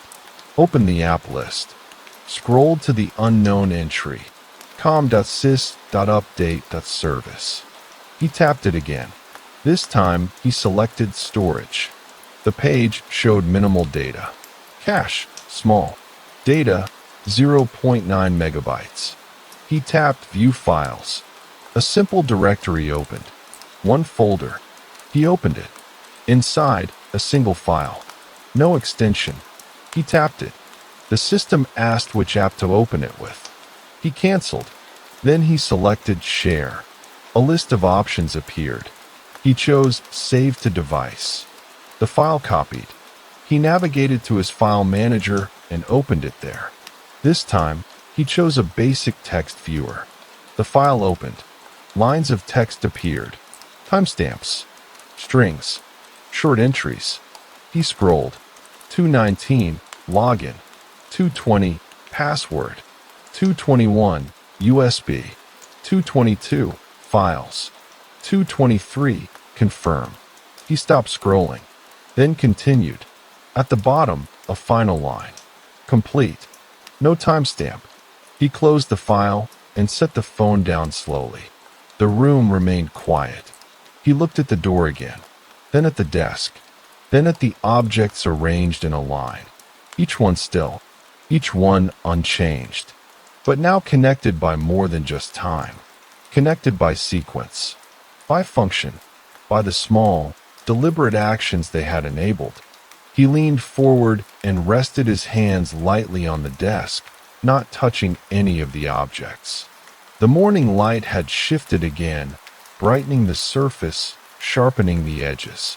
Outside, distant movement continued. Doors, footsteps, muted voices. Inside, nothing moved. Only the accumulation remained. Precise, ordered, and still incomplete. He sat back in the chair, letting the sunlight warm his arms as he traced the sequence of events quietly in his mind. The adapter, the cable, the black rectangle, the fragments, the foil, all of them connected in a chain. Each one ordinary alone, but together they mapped a deliberate intrusion. The pieces formed a subtle story if he followed it carefully. He began with the timestamps. 2:12 a.m., probe requests. 2:13, connection. 2:19, login. 2:20, password change. 2:21, USB device connected. 2:22, files accessed. 2:23, second password change. 2:25, final transmission. The events were short, precise, and continuous, like someone had planned exactly how long each step should take. He leaned closer to the desk. The residue on the adapter, the scuff on the laptop port, the indentation in the baseboard, the compressed fibers outside the door, they were small, but consistent. Physical proof of presence. He compared them to the logs. Everything matched. Nothing was accidental. He picked up the black rectangle again, examining the small port, the adhesive strip, the particles and fibers clinging to it. It had been placed on the desk, pressed briefly, removed, and then left. The traces of dust and fiber suggested someone had handled it elsewhere, likely in another building, then brought it here. The rectangular shape, the port, the contacts, all indicated it was a data transfer device. Something meant to extract information quickly. He returned to the phone. The system app, com.sys.update.service, had created a hidden folder with a single file. The file's contents matched the activity in the logs. Short, precise entries. Data had been pulled, moved, and confirmed. The sequence made sense now. Someone had come into his apartment while he slept, connected the adapter and cable to the laptop, transferred files, and left no obvious signs behind. Almost nothing had been removed from the system itself. The intent had been silent extraction, not destruction. He leaned back and closed his eyes briefly, recalling the delivery entry in his calendar from 3 days ago. He hadn't remembered adding it. But now, thinking logically, it fit. Someone could have delivered the device under the guise of a courier or maintenance. That explained why he had found the fragments and the rectangle on the counter. They had been unwrapped and prepared before the operation.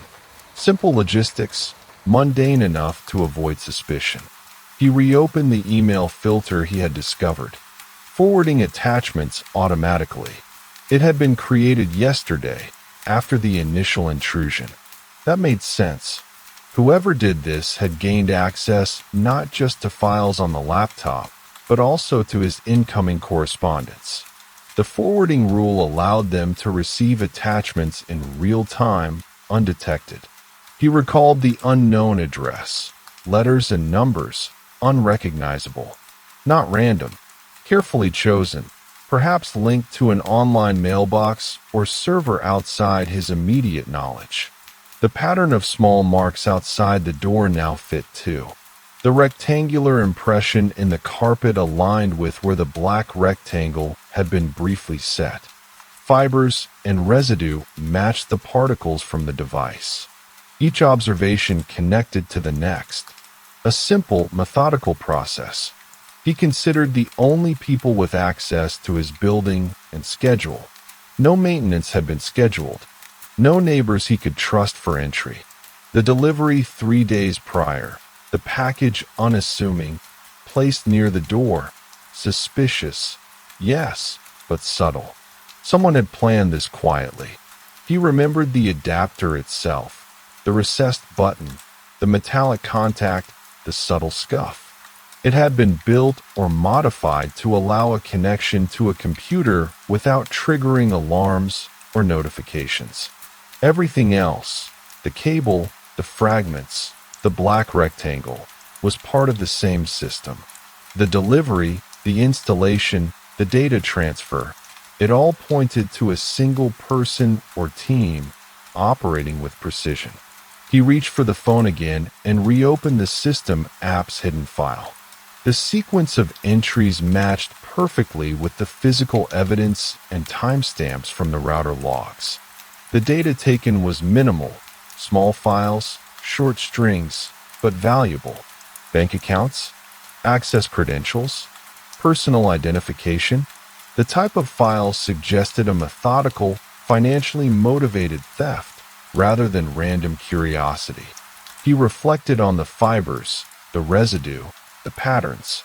Whoever did this had likely been inside before, familiar with the environment, confident in the timing. The process was clean, quiet, and measured. No fingerprints beyond the partial mark in the closet. No signs of forced entry. Each detail reinforced a careful, intentional plan. He leaned back, absorbing the calm of the apartment. The physical evidence, the logs, the delivery, the hidden app, it all converged logically. Not supernatural, not coincidental. A criminal mind had calculated each step, and the clues he had gathered, adapter, cable, rectangle, fragments, foil, logs, and fibers, revealed that process quietly, methodically. He picked up a pen and began writing a timeline, connecting the device entries, timestamps, residues, and delivery. Each line a link in the chain. Each observation a step toward understanding the criminal's identity. Nothing in the apartment was out of place. Only the careful alignment of traces made the intrusion visible. He paused, pen hovering above paper. He could see the profile emerging. Someone technically skilled, patient, likely familiar with data extraction tools. Motive, financial gain. Method, quiet, precise, controlled access. The crime had unfolded while he slept, leaving behind only subtle, physical breadcrumbs. He exhaled slowly. The story of the crime was now clear in fragments, yet the full identity of the perpetrator remained just out of reach. He had the method, the motive, the materials. He had the timeline, the physical traces, and the logical connections. All that remained was a final link. The person who had orchestrated the delivery and installation, the mind behind the measured, meticulous operation. He closed his eyes briefly, letting the sunlight settle across the desk, the objects aligned in a neat line. Adapter, cable, rectangle, fragments, foil. Every detail accounted for. Every action explained. Every clue grounded in reality. And somewhere in the quiet, the criminal's plan had been revealed, step by step, object by object, leaving only physical evidence for him to follow. Case 3. A teenager kissed her mother goodbye and walked to the bus stop. She never got on the bus. Her backpack was found 2 miles away, neatly placed on a park bench. Inside, her homework, her lunch, and a note that said, "I'm sorry," in handwriting that wasn't hers. The backpack rested on the bench, its straps hanging evenly over the sides, as though someone had placed it there with care. The sunlight sifted through the trees, catching on the smooth metal zippers, highlighting faint scratches along the corners. The paper of the note inside was slightly crumpled but clean, the ink smudged faintly at one corner. She stared at it, turning it over in her hands, tracing the letters that weren't hers. The apology felt hollow, rehearsed, a fragment of someone else's hand pressed into her life. She noticed something odd right away. A thin scratch along the leather edge of her lunchbox, barely noticeable, as though it had been slid across something hard. The smell of slightly warm sandwiches lingered, faint and unremarkable, but behind it she caught a metallic tang, almost imperceptible, like a coin left in damp air. She set the lunch aside and opened her homework folder. Pages were untouched, but the edges bore faint impressions, small fingerprints that didn't match her own. They were quick, light, careful, almost hesitant. She walked slowly along the path the bus would have taken. A quiet rustle of leaves underfoot, distant cars along the avenue, the occasional bark of a dog. A discarded plastic bag fluttered against a lamppost. Inside were receipts from a convenience store she recognized. One in particular caught her eye, a purchase of gloves, disposable, and a small packet of tape. She bagged it carefully with her backpack. The receipt was time-stamped just 45 minutes before her disappearance. It was precise, banal, and yet a thread she couldn't ignore. At the bus stop, the bench felt colder than usual. She ran her fingers along the smooth, varnished wood, noticing faint scuff marks, small enough to be ignored by the casual passerby. Beside them, pressed into the concrete, were tiny droplets of what smelled faintly of cleaning solution. Not enough to be alarming, but enough to suggest someone had been meticulous, trying to erase traces. She returned home, keeping her eyes open for familiar faces or anyone who might have been watching. The house was quiet, the hum of the refrigerator and the distant ticking of the wall clock filling the spaces between thoughts. On the kitchen counter, she found her mother's purse slightly unzipped, a small envelope peeking from the side. It contained a few bills and a card from a bank she didn't immediately recognize. The card was pristine, almost new, with no visible wear, strange for someone who had used it before. She traced her fingers along the edges of the card, noting the faint fingerprints pressed into the plastic, along with a barely perceptible smear of ink on the corner, as though someone had written on it and forgotten to wipe clean. Nearby, her mother's keys sat in the usual bowl, yet one of the keychains, a simple silver tag, had been twisted around, out of alignment with the rest. She straightened it slowly, noting the subtle scratch marks along the metal, different from the familiar dents it usually bore. In the living room, her attention fell on the mailbox outside. She remembered passing it that morning. Something was off. The flap didn't close flush. She lifted it and found a small, folded note. No handwriting she recognized, just an address, faintly smudged, written in ballpoint. It wasn't threatening, but the precise lettering and careful folds suggested premeditation. The paper smelled faintly of smoke, the sort that lingers in the corners of a convenience store. She examined the surrounding area carefully. Tiny scuffs on the walkway, the faint imprint of shoe treads leading to the side gate.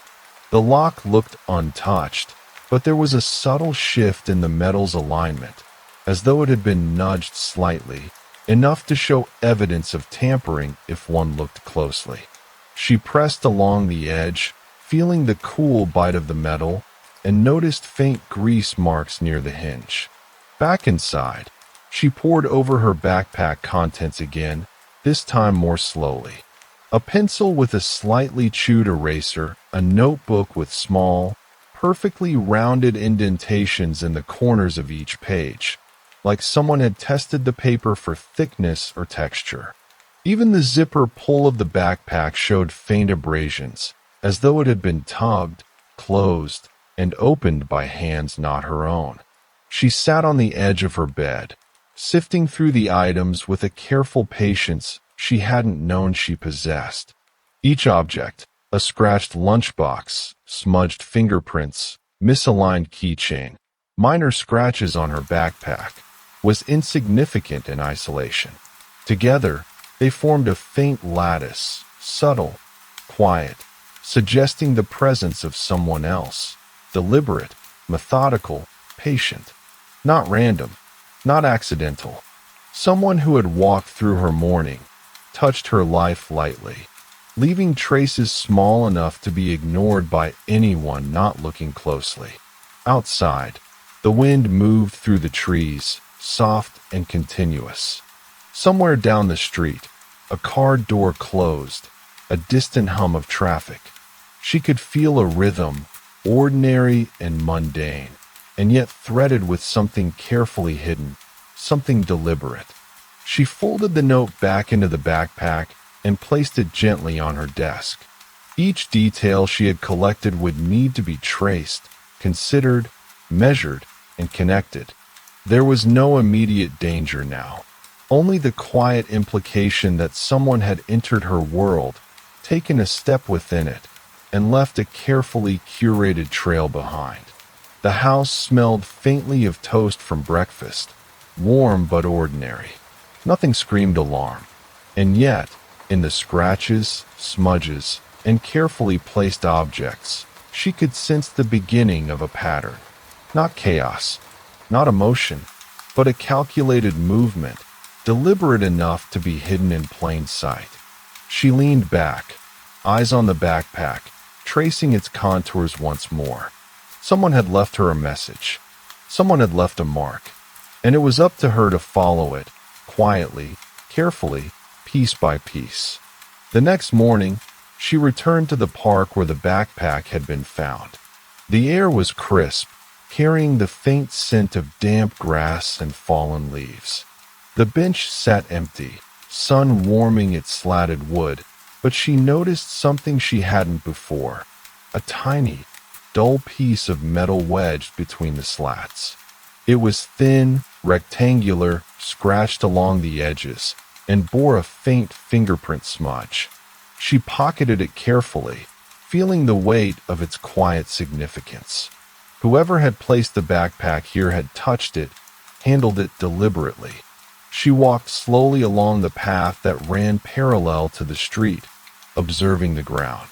A discarded coffee cup lay on its side near a lamppost, crushed slightly, with a streak of sticky residue along its bottom. She knelt, tracing it with a fingertip. The residue had a faint aroma of sugar and milk, but also a trace of something metallic, like coins rubbed against damp paper.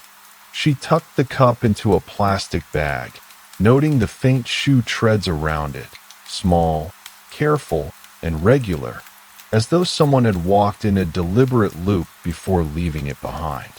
Near the edge of the path, a small patch of disturbed dirt caught her eye. It was subtle, a shallow indentation, slightly darker than the surrounding soil, as if something had been pressed into the earth and removed. She crouched, running her fingers over it, noting small flakes of dried paint embedded in the soil. Paint didn't belong here. She cataloged it silently, imagining how someone could have carried a painted object, light, easy to lift, and left it pressed into the dirt, unnoticed. Returning home, she found her mother's laptop open on the kitchen table. It hadn't been used since breakfast, yet the cursor flickered slightly, as if the device had been awake recently. She leaned over the keyboard, noting the faint smudges along the touchpad. Too small for her own fingers, more precise, cleaner. A series of tabs were open in the browser history, mundane enough to seem normal. Online shopping, local grocery deals, a neighborhood forum. But one tab caught her attention, a banking portal she didn't recognize, logged in briefly before being closed. She could see a partial account number and a recent transfer of a small sum, just a few $100s, labeled vaguely as utilities. She didn't panic. Instead, she noted the timestamp, roughly the same time the receipt for gloves and tape had been issued at the store near the park.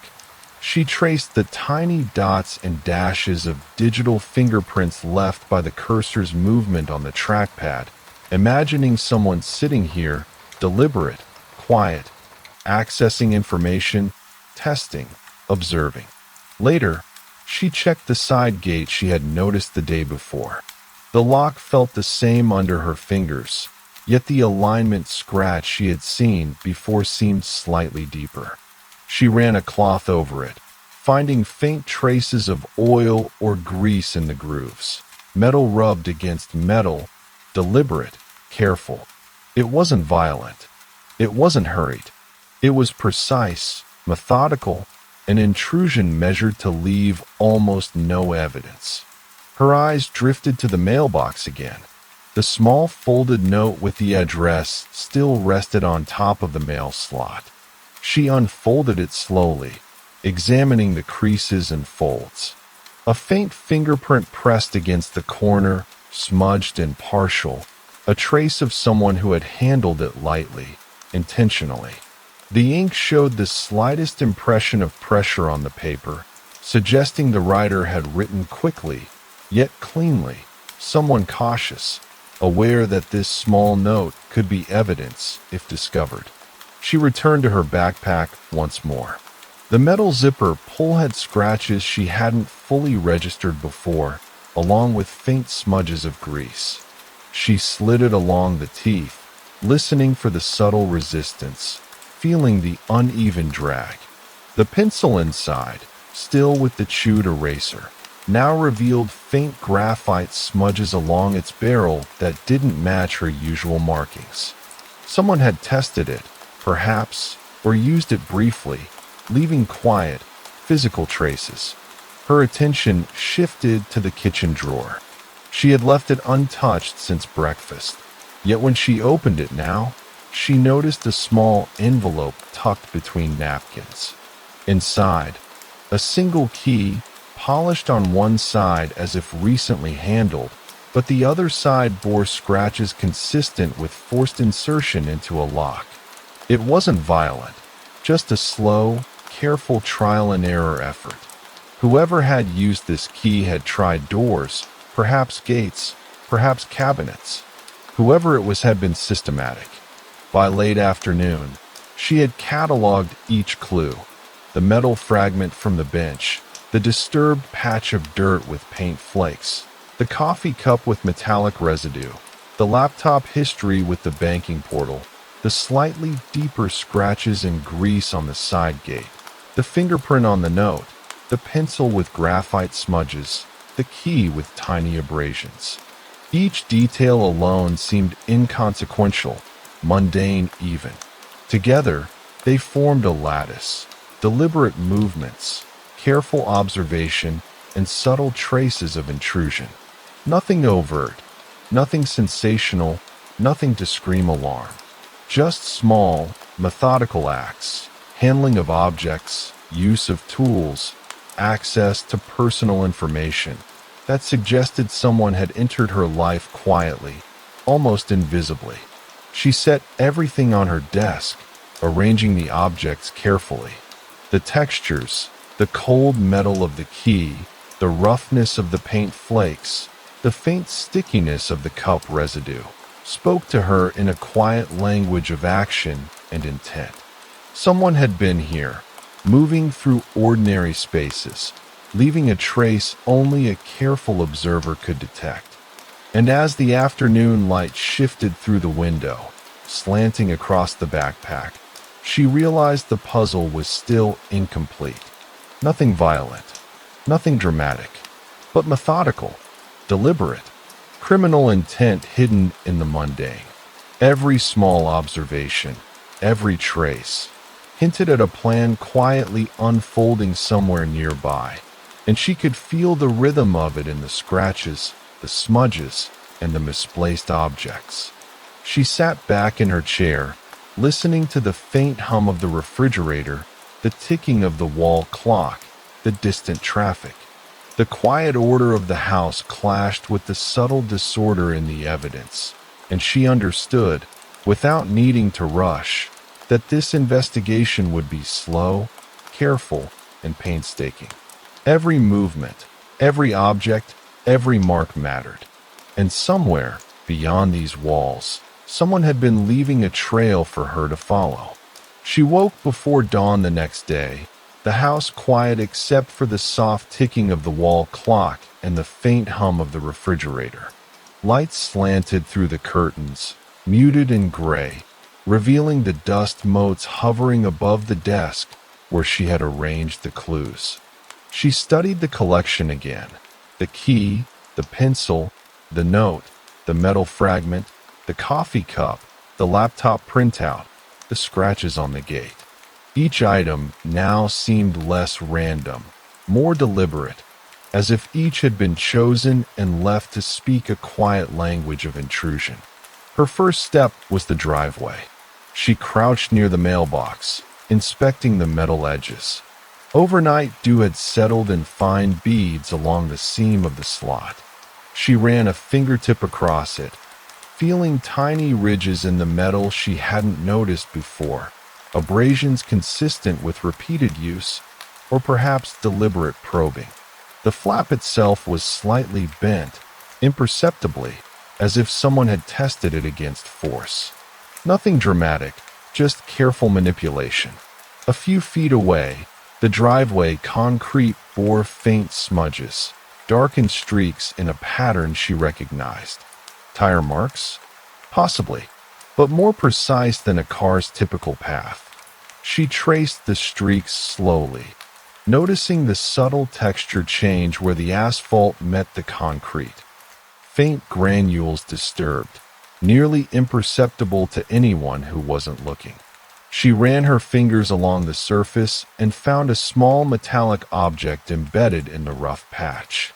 It was a flat washer, the sort used in furniture assembly, scratched and worn, with a faint fingerprint smudge along one edge. Inside the house, she moved to the kitchen again. She checked the drawers where silverware and miscellaneous tools were kept. One of the small utility knives was missing. She remembered seeing it the day before. The sheath in its usual spot was empty, the clip bent slightly, as if it had been pulled out quickly but replaced with care.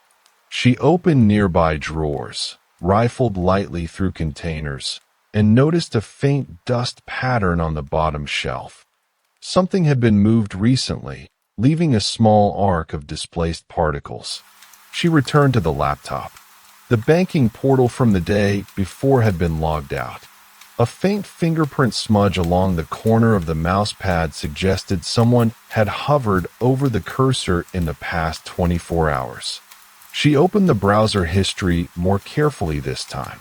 There were brief searches for ATMs in the neighborhood, cash deposit machines, and even small amounts of research on prepaid cards and local courier services. Nothing alarming alone, but together with the previous transfer of funds, it painted a quiet but deliberate picture of access and preparation. The backpack called to her attention again. She examined the pencil one more time, this time under better light. The graphite smudges weren't random. They formed tiny streaks consistent with quick testing of a surface. Someone had checked texture, grip, or perhaps balance. The eraser showed small depressions, tiny but precise, as though someone had pressed lightly to see the effect. She traced her fingertip along the edges of the backpack, feeling faint abrasions on the straps and subtle differences in texture where dust had settled unevenly. Outside again, she walked along the path toward the park. The coffee cup from the previous day had been removed, likely by maintenance, but she noticed faint circular stains on the nearby asphalt, like the base of another cup had rested there. Tiny dark flecks dotted the perimeter, suggesting either coffee grounds or small metallic shavings. She crouched to feel the texture, gritty, coarse against her fingers. She could almost trace a faint path, movement from one bench to the other, precise foot placement, careful avoidance of certain patches. At the side gate, she examined the lock closely. The The scratches and grease marks were deeper than she had noticed before. She pressed along the mechanism and felt a subtle give in one pin, a detail consistent with someone testing the lock for vulnerabilities. Nothing forced, nothing loud. Just slow, careful observation and testing. She returned to the mailbox, now in morning sunlight. The small note was gone, but a faint smudge of ink remained along the top edge of the slot. She touched it, sensing the subtle ridges pressed into the paper by another hand.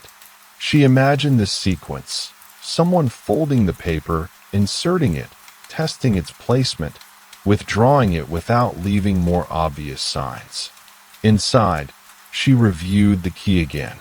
She held it to the light, noticing tiny metal shavings caught in the grooves, likely from repeated attempts to fit it into some lock. The edges were polished smooth on one side and rough on the other, evidence of friction, of someone adjusting their method carefully to avoid noise or damage. Her mind traced the pattern: small, deliberate intrusions, careful observation, light handling of objects, minor theft or testing of access. Nothing had been broken, nothing stolen of great value. Just subtle traces, enough to suggest someone had moved through her environment with intent, with planning, quietly probing for vulnerabilities. She sat on the edge of her bed, arranging the evidence in neat lines. The textures, the scratches, the smudges, the small displaced particles, the faint metallic traces, all spoke to her now with clarity. Someone had entered her life carefully, leaving deliberate hints of criminal behavior, quietly testing doors, locks, financial information, and everyday routines. Each observation deepened the sense of methodical intrusion. Nothing loud, nothing obvious, just a quiet, persistent presence, moving through ordinary spaces, leaving only the faintest evidence for her to find, record, and connect. And somewhere nearby, the person who had done this was continuing to observe, carefully avoiding detection, their intent hidden in the mundane textures of everyday objects. She leaned back, listening to the house settle around her. The hum of the fridge, the distant hum of traffic, the soft creak of the floorboards. Nothing overt, nothing sensational. Only the quiet accumulation of careful acts, the meticulous footprint of someone planning and probing, leaving tangible traces in the everyday world for her to follow. And she understood that each small, ordinary clue, the fingerprints, the smudges, the abrasions, the displaced dust, was a deliberate signal, a whisper of intent from someone she hadn't yet met. By mid-morning, she was back in the neighborhood, walking the sidewalk slowly, taking the familiar route from her house toward the park. The air carried a faint scent of asphalt warmed by the rising sun and dry leaves rustling underfoot. She noticed a small scrap of paper caught against the curb near the bus stop. It was thin, nearly translucent, and folded unevenly. She picked it up carefully, noticing that one edge had been scored lightly with a pen, almost as if someone had tested a writing instrument. No words, no ink, just the faint impression of deliberate handling. Nearby, a manhole cover glinted in the sunlight. Its edges bore faint scratches along the circumference, as if something heavy had been levered against it. She crouched, running her finger along the grooves, feeling tiny ridges where grit had accumulated unevenly. It suggested someone had been here before, testing access points or observing the area quietly, leaving minimal traces. A few blocks further, she passed a small convenience store. Outside, a discarded plastic bag lay flattened on the asphalt, windblown. She bent to examine it, finding inside a crumpled receipt with a timestamp from early that morning. Someone had purchased small items: tape, gloves, and a few envelopes. The receipt was partially smudged with a faint, oily residue. She folded it neatly and tucked it into her pocket, noting the time in relation to the backpack's placement and the other disturbances. Back at home, she examined the key again. She noticed now tiny flecks of paint clinging in the grooves, similar in color to the paint flakes she had found in the park dirt the day before. The key had likely been used near freshly painted surfaces, gently probing locks, testing entry points. She set it down next to the pencil, tracing her finger over the worn eraser once more. The small depressions remained, faint but deliberate, consistent with someone pressing lightly to gauge pressure or fit. In the kitchen, she opened the drawer that held miscellaneous tools. The utility knife she had noticed missing earlier had been returned. Its sheath bore faint scratches along the edges, different from the usual wear. She lifted it, examining the metal blade. A tiny corner of it showed evidence of recent sharpening, fine filings clinging to the edge. Someone had taken the knife out, used it lightly, then returned it with care. She returned to the living room and examined the laptop. The browser history now showed another brief login to the banking portal, timestamped just before noon. The window had been closed immediately afterward. The cursor left a faint smudge along the edge of the trackpad, and the screen bore minute fingerprints not matching hers. No money appeared to have moved, but someone had accessed information deliberately, observing, testing, recording. Her eyes fell on the mail again. The post had arrived, but the flap of the mailbox was slightly ajar. She lifted it carefully and discovered a small, partially torn envelope, its contents minimal. A single printed receipt for a small cash withdrawal, timestamped from an ATM 2 blocks away. The edges of the paper were smudged with faint dirt, suggesting someone had handled it outside. She noticed a small crease at the corner where a fingerprint had pressed, nearly invisible, but definite. She returned to the park path later that afternoon. The bench where the backpack had been was empty again, but the surrounding soil bore subtle marks. Tiny, semicircular scrapes in the dirt near the roots of a tree. She pressed a finger into one of the grooves, feeling granules of sand and paint flecks identical to those on the key and in the dirt patch from earlier. It was precise, deliberate, not accidental. Someone had placed objects carefully, perhaps testing positions, angles, or accessibility. On her way home, she noticed something at the edge of the sidewalk. A small, metallic clasp, the kind used to secure envelopes. She picked it up, feeling the cool metal against her fingers.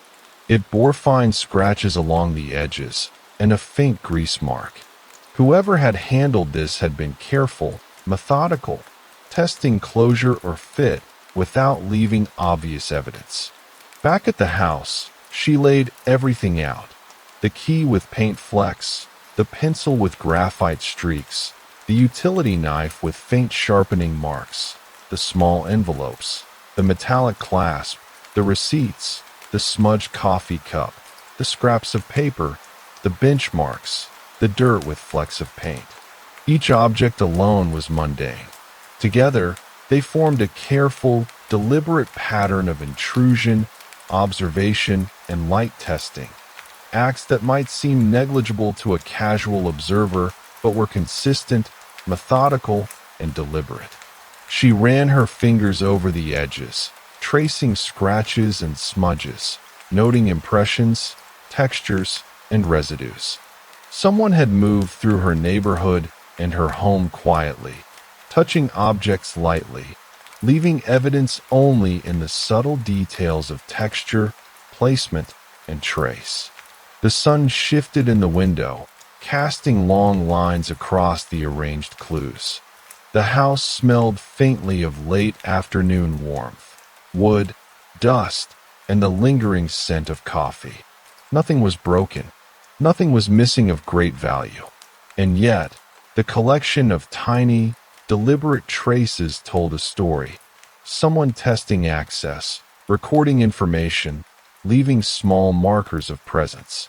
The criminal intent was there, quiet, methodical, and entirely grounded in the real world. She leaned back in her chair, tracing the pattern in her mind. Each mark, each scratch, each smudge was a step in a sequence. Nothing dramatic, nothing violent, just careful intrusion and observation. And somewhere, beyond the windows and the quiet streets, the person responsible was continuing the process, testing, watching, and leaving subtle traces for her to notice, one small, tangible clue at a time. Later that evening, she moved through the house with deliberate care, examining small corners she had overlooked before. The kitchen counters bore faint streaks along the edge, tiny smudges that caught the light at a certain angle. She touched them lightly. The residue had a faint metallic smell, the kind that comes from handling coins or metal tools. She crouched to inspect the floor beneath the cabinets. The dust pattern was uneven, disrupted in two small arcs where someone's shoes might have brushed lightly against the surface. Her eyes shifted to the living room. On the windowsill, she noticed a thin, crumpled plastic wrapper, barely visible in the fading light. It was torn along one end, and she could feel small particles of grit clinging to it. She unfolded it carefully. Inside was a fragment of a printed receipt, no more than 2 inches long, with part of a date and a store number visible. The edges bore faint smudges of grease, as if someone had stuffed it in a pocket and pressed it back out later. She went to her desk, brushing the notebook open once more. The faint graphite streaks she had noticed on the pencil now revealed more subtle details. Small, repeated impressions along the margins of several pages, as though someone had tested pressure points, perhaps measuring grip or tactile response. She flipped each page slowly, noting the difference in indentation patterns between her own handwriting and these foreign marks. In the hallway, she bent down to inspect the baseboards. Tiny scuffs marked the bottom edge where someone's shoes or a moving object might have brushed. Each mark was faint, but deliberate, precise. They formed an almost invisible path from the front door to the side hallway, stopping just short of the kitchen. She traced the path with her finger, noting the texture difference in the dust where it had been disturbed. Near the side door, the lock appeared untouched at first glance. She leaned closer and felt a subtle give in the metal. There were faint scratches along the keyhole, parallel and shallow, almost imperceptible unless examined carefully. She pressed a fingertip to the surface and caught the residual warmth of recent handling and the faint scent of oil used on locks. Mechanical, dry, intentional. Outside, she walked slowly along the edge of the driveway again. Near the gutter, a small, flat envelope lay partially hidden in the grass. She picked it up, feeling the smoothness of the paper and the tiny crease where it had been bent. Inside was a printed ATM slip, time-stamped a few hours earlier. The edges were smudged lightly with dirt, and one corner bore a fingerprint. She turned it over, noting the subtle oil residue along the top edge, definitely human contact. The slip suggested recent cash access, movement of money that hadn't yet been accounted for. She returned to the park bench where the backpack had been left. A closer inspection of the ground revealed faint indentations in the soil near the tree roots, shallow arcs that repeated the previous day's pattern. Tiny paint flakes clung to the grooves, identical to the ones found on the key and in the dirt patch before. The soil smelled faintly of earth and dry paint, a subtle but persistent reminder that someone had interacted with these spaces deliberately. Inside the house again, she examined the mail. A small, unremarkable envelope had slipped down between the cushions of the living room sofa. She pulled it out and unfolded it carefully. Inside was a printed receipt from a hardware store for small tools, a thin screwdriver, a set of precision tweezers, and some adhesive tape. The items themselves were mundane, but each bore a faint smudge of dirt or grease, consistent with minor handling in transit. She lined everything up on the desk, the key with paint flakes, the pencil with graphite impressions, the sharpened utility knife, the metallic clasp, the coffee cup residue, the flattened plastic wrapper, the receipts, the small envelopes, the soil markings, the scuffs along the baseboards, and the scratches on the lock. She traced her fingers along each item, feeling textures, ridges, and subtle residues, noting the sequence of handling. Everything pointed to methodical observation and careful testing. Locks, surfaces, information, even cache access. Nothing was forced, nothing violent, nothing immediately threatening. Yet the collection of small, physical traces, oil, grease, smudges, abrasions, disturbed dust, faint paint, fingerprints, spoke of deliberate intrusion. Someone had moved quietly through both private and public spaces, leaving clues that were tangible but subtle, hints of criminal intent threaded into ordinary actions. The quiet rhythm of the house, the hum of the refrigerator, the faint tick of the wall clock, the distant murmur of traffic outside, contrasted with the careful disruptions she had catalogued. She realized that each trace, each small object, each subtle impression was part of a chain of deliberate acts, a trail she could follow if she remained patient, observant, and precise. She leaned back in her chair, noting the light shifting across the desk and the shadows forming along the edges of each clue. Nothing demanded immediate confrontation. Nothing demanded panic. But the evidence, small, methodical, deliberate, was there, tangible, waiting to be connected. And she understood that the next steps would require the same quiet care with which the intruder had left their marks. Careful observation, meticulous documentation, and the slow, deliberate unraveling of a pattern hidden in plain sight. The next morning, she began with the mailbox.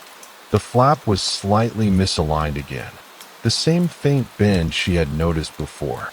She pressed lightly against it, feeling the tiny ridge along the edge where the metal had been pried just enough to test resistance. Inside, she found no letters, but a faint smudge of dust along the bottom slot. She touched it with her fingertip and felt the granular texture, an imprint of someone's careful handling. Walking back toward the driveway, she noticed something she had overlooked before, a small scratch along the edge of the gatepost, vertical, shallow, and consistent with metal rubbing against metal. The lock itself had faint grease residue in the grooves, slight but unmistakable. She ran her fingers over it, feeling the smooth streak left by a key or tool, deliberate and repeated. Someone had tested the door more than once. Near the garage, the concrete bore tiny, scuffed impressions. She crouched to examine them. They were the shape of small shoes, careful and precise, forming a faint path from the sidewalk toward the side of the house. Embedded in the dust were tiny metallic flecks. She pressed a finger against them and smelled the faint tang of iron. Coins, tools, small metal parts? Nothing dramatic, just a small, deliberate trace. Inside, she revisited the laptop. The browser history revealed a brief access to a local courier service, the login lasting only a few minutes. The page had been closed immediately, leaving only a faint residue of smudges along the trackpad where the cursor had moved. She noted the time, mid-morning, and compared it with the earlier ATM withdrawal receipt. The correlation suggested observation, monitoring, and possibly small, deliberate transfers of physical items or information. She turned to the utility drawer. The knife she had examined before now seemed more revealing. Faint smudges along the handle matched the pattern of fingerprints on the metallic clasp she had found earlier. The blade bore microscopic nicks along the edge, almost imperceptible but consistent with testing or minor cutting, not accidental wear. In the hallway, she noticed a faint disruption along the baseboard near the staircase. A small scuff mark, shallow and precise, aligned with dust disturbances she had observed in the living room. She ran her finger along it, feeling tiny grains of grit embedded in the mark. The arc suggested someone had brushed lightly against the board, deliberate and careful, leaving evidence only in the texture of displaced dust. Outside, she returned to the park. The dirt near the tree roots contained more paint flakes than she had originally seen, small, layered fragments pressed into the grooves of footprints. She traced each with her fingertip, noting the consistency in size and shape. Someone had returned, had interacted with the ground deliberately, leaving repeated evidence of movement and handling. On the way home, near the corner store, she spotted a flattened envelope partially hidden under the curb. Inside was another small receipt, time-stamped just after her morning walk. The smudges on the edges suggested careful handling, and faint oil residue hinted that the envelope had been carried in someone's pocket. Items purchased were mundane: tape, gloves, envelopes, but the deliberate timing and repetition suggested preparation, methodical action.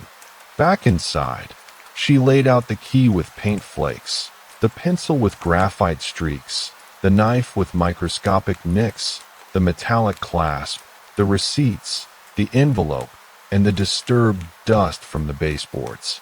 Each bore traces of human handling, fingerprints, faint residues, abrasions, or displacement. Nothing was overtly valuable, nothing broken, yet each trace was deliberate, careful, and intentional. She sat back, feeling the weight of the pattern forming. Someone had moved through ordinary spaces, observing, testing, and leaving subtle evidence. Locks had been probed, dust disturbed, small tools handled, money accessed in minimal amounts, objects placed or left strategically. Nothing violent, nothing dramatic, just methodical, quiet intrusion, leaving traces in textures, residues, and the precise arrangement of ordinary items. The faint hum of the refrigerator, the distant traffic, the ticking clock, all were unchanged, ordinary. Yet against this backdrop, she could trace the deliberate rhythm of another person's careful movement. Each small observation, each tactile impression, each minor disruption formed a lattice of intent, and she understood that following it would require the same slow, careful patience the intruder had exercised, noting textures, recording times, observing sequences, and reading the deliberate signs left in plain sight. She traced her fingers along the edge of the key, then over the pencil, then across the metallic clasp. Tiny residues, faint smudges, minor scratches. They were subtle, but undeniable. The person who had moved through her life had been deliberate, leaving evidence in plain sight, hidden only in the ordinary. And she realized that connecting these threads would take time, careful reasoning, and attention to the small, tangible details that no one else might notice. Late that afternoon, she returned to the living room with a small notebook and a pen, intending to record her observations carefully. She crouched near the baseboard scuff marks again, noting the subtle arcs of displaced dust. The scuffs aligned with footprints along the hallway, the direction consistent with movement from the front door, toward the side gate. She traced the sequence slowly, fingertip to floor, noting the faint granular residue embedded in the scratches. Tiny metallic particles mixed with dust hinted that someone had been carrying or handling small metal objects. Her attention shifted to the windows. The latch on the lower sash of the living room window bore faint scratches along the edges, nearly imperceptible, but deep enough that a careful press revealed slight resistance when moved. She noted the faint, oily residue left in the grooves. The marks suggested repeated testing, the kind someone would do when attempting entry without forcing it, checking tension and fit. Near the kitchen counter, she examined the area around the silverware drawer again. There were new dust disturbances, nearly invisible unless observed at a low angle. She leaned close and noticed tiny triangular fragments of paper caught between the tines of a fork. She pulled them out carefully and found they were bits of a printed receipt, partially torn and slightly crumpled. The date and store information matched previous receipts she had already collected. Whoever had handled these slips had left the fragments almost accidentally, pressed lightly enough to stay trapped in the drawer. In the corner of the hallway, a small smear caught her attention on the wall near the thermostat. At first glance, it looked like a streak of dirt, but closer inspection revealed a faint fingerprint impression, partially obscured by dust. The ridge patterns were distinct from her own, clean, precise. She pressed her fingertip near it, feeling the subtle texture and noting the direction of the swipe. It suggested deliberate movement, careful but unnoticed. She returned to the backpack. Sitting on the desk, she examined the straps and zippers once more. One zipper pull had a small dent she hadn't noticed before, along with faint grease in the hinge. She tugged it gently, listening for the quiet resistance. Someone had handled the zipper recently, testing it or opening it without disturbing the contents. She shook the backpack lightly and heard the faint rattle of a pencil moving inside. The movement matched the pencil smudges she had documented earlier, evidence that someone had manipulated the items inside to test their position, perhaps to verify what was carried within. Out in the driveway, she examined the small, shallow tire marks again. In the soft edge of the concrete near the curb, she found minute flecks of paint embedded in the grooves. She pressed her fingertip along the marks and could detect the granular texture, gritty against her skin. She imagined this sequence. Someone had walked carefully along the path, handling objects, leaving traces of metal, paint, and dust. The precision suggested observation, practice, and intention. Inside, she revisited the laptop. The banking portal had been accessed again, briefly, and the cursor movements left faint impressions on the trackpad. She could see a pattern. Someone had checked account balances, accessed receipts, and closed windows systematically. No large transfers, no obvious fraud yet, but the repetition implied careful study of her financial footprint. She checked the mail one more time. A small envelope had slipped behind the couch cushions. Inside, a fragment of a printed slip showed a cash withdrawal time-stamped early in the morning. Tiny flecks of dirt and grease clung to the edges, indicating handling outdoors. She folded the fragment carefully and added it to her growing collection of minor traces. Back in the park, the soil near the tree where the backpack had been left revealed more subtle disturbances. Tiny arcs in the dirt and additional paint flakes lined the roots, nearly invisible without careful inspection. She traced each mark with her fingertip, feeling the texture change from soft earth to embedded grit. The pattern suggested repeated visits, deliberate placement of objects, and careful observation of the surroundings. She laid everything out again, the key with paint flakes, the pencil with graphite streaks, the utility knife with subtle nicks, the metallic clasp, the receipts and torn fragments, the coffee cup residue, the baseboard scuffs, the fingerprint on the wall, the zipper dent, the soil disturbances. Each carried a tangible, physical indication of prior handling, observation, or testing. She realized the intrusions were methodical. Doors and locks tested, surfaces handled, financial records checked, objects placed or disturbed. Nothing forced, nothing dramatic. Just deliberate, careful movement, leaving traces only a perceptive observer could detect. Sitting back, she noticed the quiet hum of the refrigerator, the faint, distant murmur of traffic, and the ticking clock.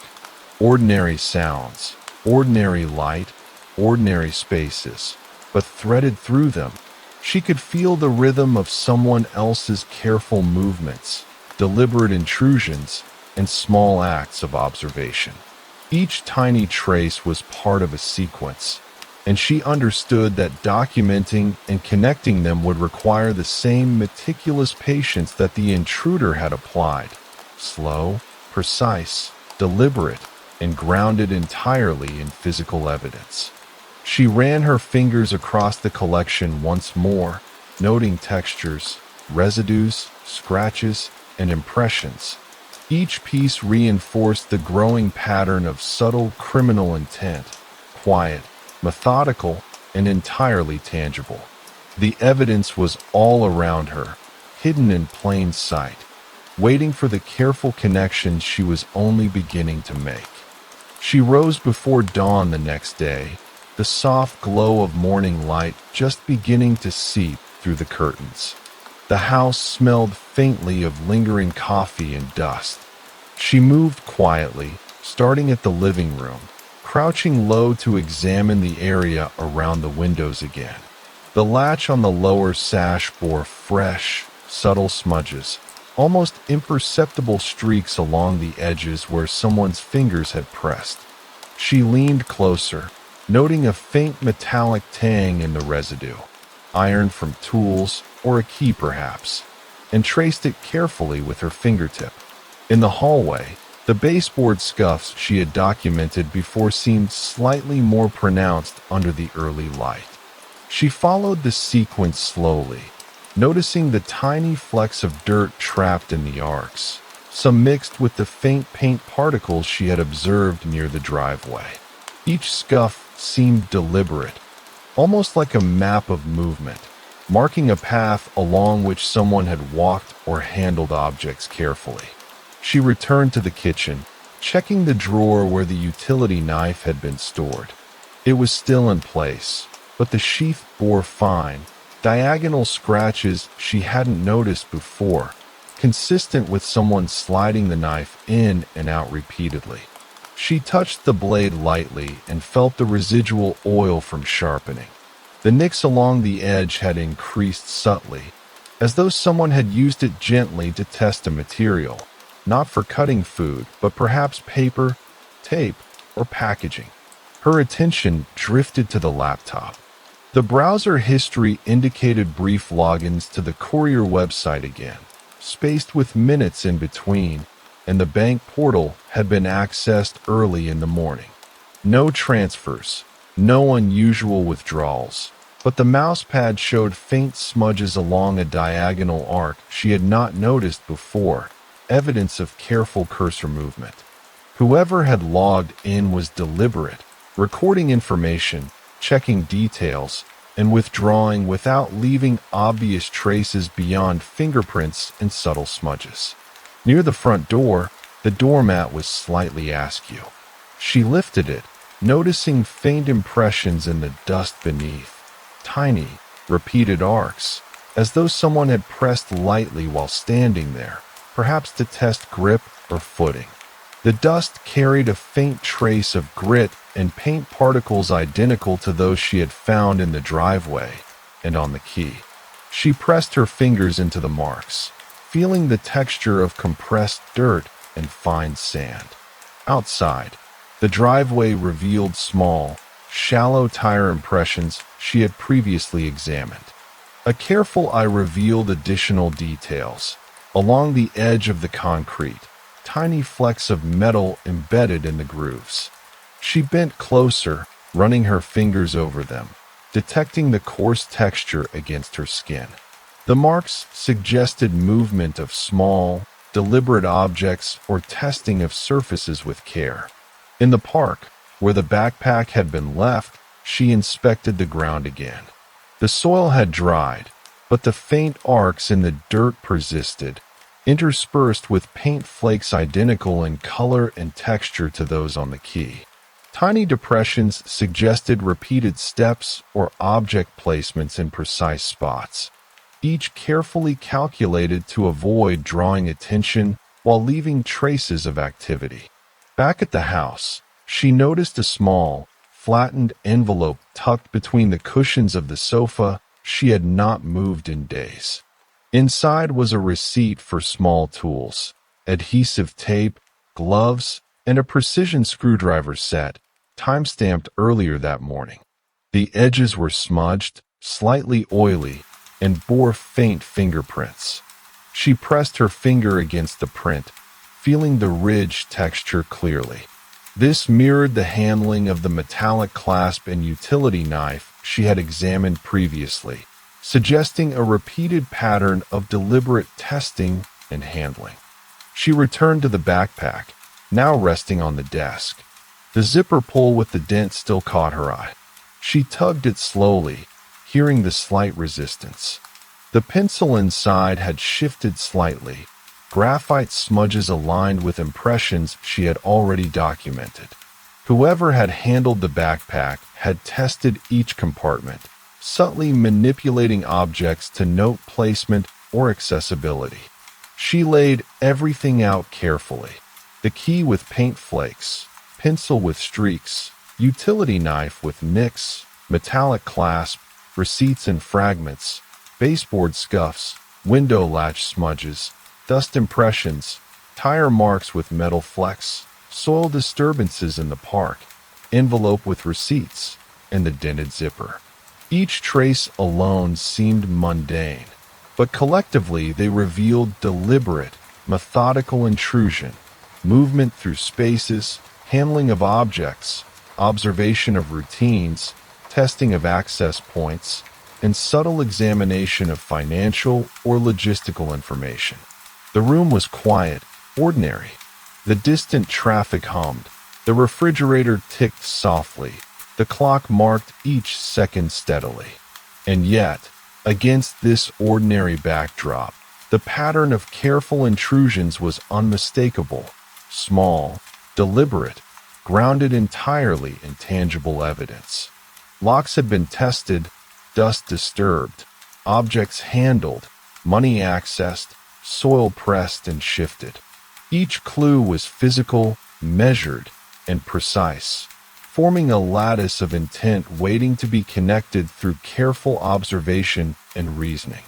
She leaned back, fingers tracing the edges of the evidence laid before her, noting textures, residues, smudges, abrasions, and impressions. Each object reinforced the emerging pattern, methodical, patient, quietly unlawful acts carried out in the ordinary world. And she knew that each observation she made, each detail, each texture, would be essential to understanding the sequence of events, the intentions behind them, and the subtle, persistent trail of criminal activity left behind. She spent the morning revisiting each clue, laying them out in sequence on the desk, trying to trace a timeline from the moment the backpack was left in the park to the subtle disturbances in the house. The pencil with its faint graphite impressions, the key with paint flecks, the utility knife with its micro-nicks, the metallic clasp, the torn receipts, the soil disturbances, the baseboard scuffs, the fingerprint on the wall. All of it began to suggest a pattern not of random intrusion, but of observation, testing, and methodical execution. She turned her attention to the receipts. They were all from small, local stores, each purchase minimal: gloves, tape, envelopes, small tools. She compared the timestamps carefully. The earliest had been around dawn, before anyone else was awake. The later ones were staggered in short intervals throughout the morning. She realized the timing matched the subtle traces in her house: the baseboard scuffs, the fingerprint, the window latch marks. Whoever had handled these items was moving deliberately, spacing actions to avoid detection, and the purchases suggested planning rather than impulsivity. Her eyes lingered on the envelope fragment with the ATM slip. She traced the numbers carefully and noticed the same location appeared in the courier receipt she had found earlier. Both pointed to a small corner of the neighborhood, near the convenience store and along the bus route. It was a place she walked past often, and yet the sequence of minor interactions there, the discarded receipts, the placement of the backpack, the soil disturbances, was deliberate. Someone had observed her routines. The key with the paint flakes drew her attention again. She realized the color matched the faded blue trim on the mailbox outside her neighbor's house 2 doors down. She had walked past that mailbox countless times, but never noticed the subtle chipping of paint. The scratches and grease residue on the key now suggested it had been tested there, not her own locks first. The intruder had been familiar with the local environment, with accessible points of entry and observation. She reviewed the fingerprint on the wall and compared it to the other evidence: smudges on the laptop, traces on the metallic clasp, the faint residue on the knife handle. The ridges suggested a hand accustomed to careful, repetitive work, precise, measured, deliberate. Not the hand of a stranger seeking chaos, but someone who knew her space and her routines intimately. Her thoughts drifted to the backpack, placed neatly on the park bench. The note inside, written in someone else's hand, now seemed less like a random message and more like a calculated gesture. Whoever had left it had known she would notice it, that it would draw attention, but they had not tried to hide their presence. It was designed to provoke observation rather than panic. She revisited the path of the scuff marks and the dust impressions. The arcs and the alignment led her to a subtle conclusion. The intruder had moved through the house slowly, carefully, testing spaces without touching anything of great value. Each mark was deliberate, recording information rather than stealing it. Yet the ATM slip and receipts suggested some small monetary observation, perhaps a practice run or a minor theft elsewhere, but not an immediate threat within her home. A quiet thought formed as she reviewed the evidence. The person responsible was likely someone she knew, someone with access to the neighborhood and familiarity with her routines. The precision, timing, and subtlety indicated comfort and confidence, factors that strangers would not possess. Her reflection extended to the motive. Each act, from the backpack placement to the careful examination of surfaces, seemed designed to test boundaries, to observe behavior, and to acquire minor financial information. The calculated but minimal intrusions pointed to a person experimenting, learning, and gathering information quietly, without violence or dramatic confrontation. She walked slowly to the mailbox again, examining the chipped blue trim and the scratches on the key. It clicked into place, not physically, but in her mind.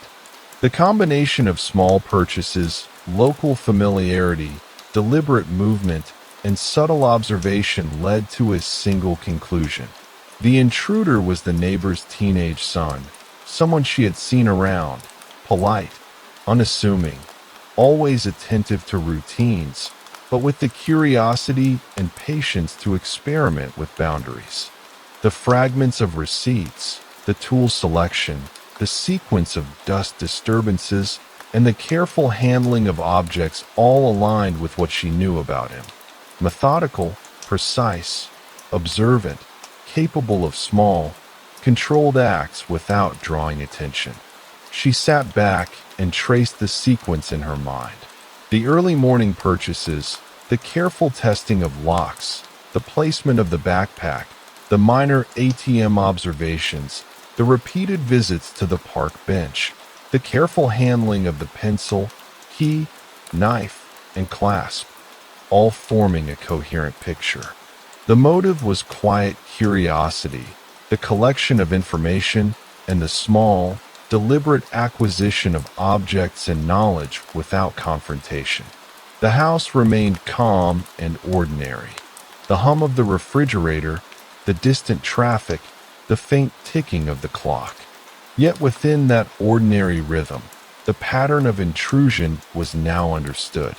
The intruder had been methodical, careful, deliberate, and quietly familiar with her world. Each small, tangible trace had revealed the steps, the intent, and the identity.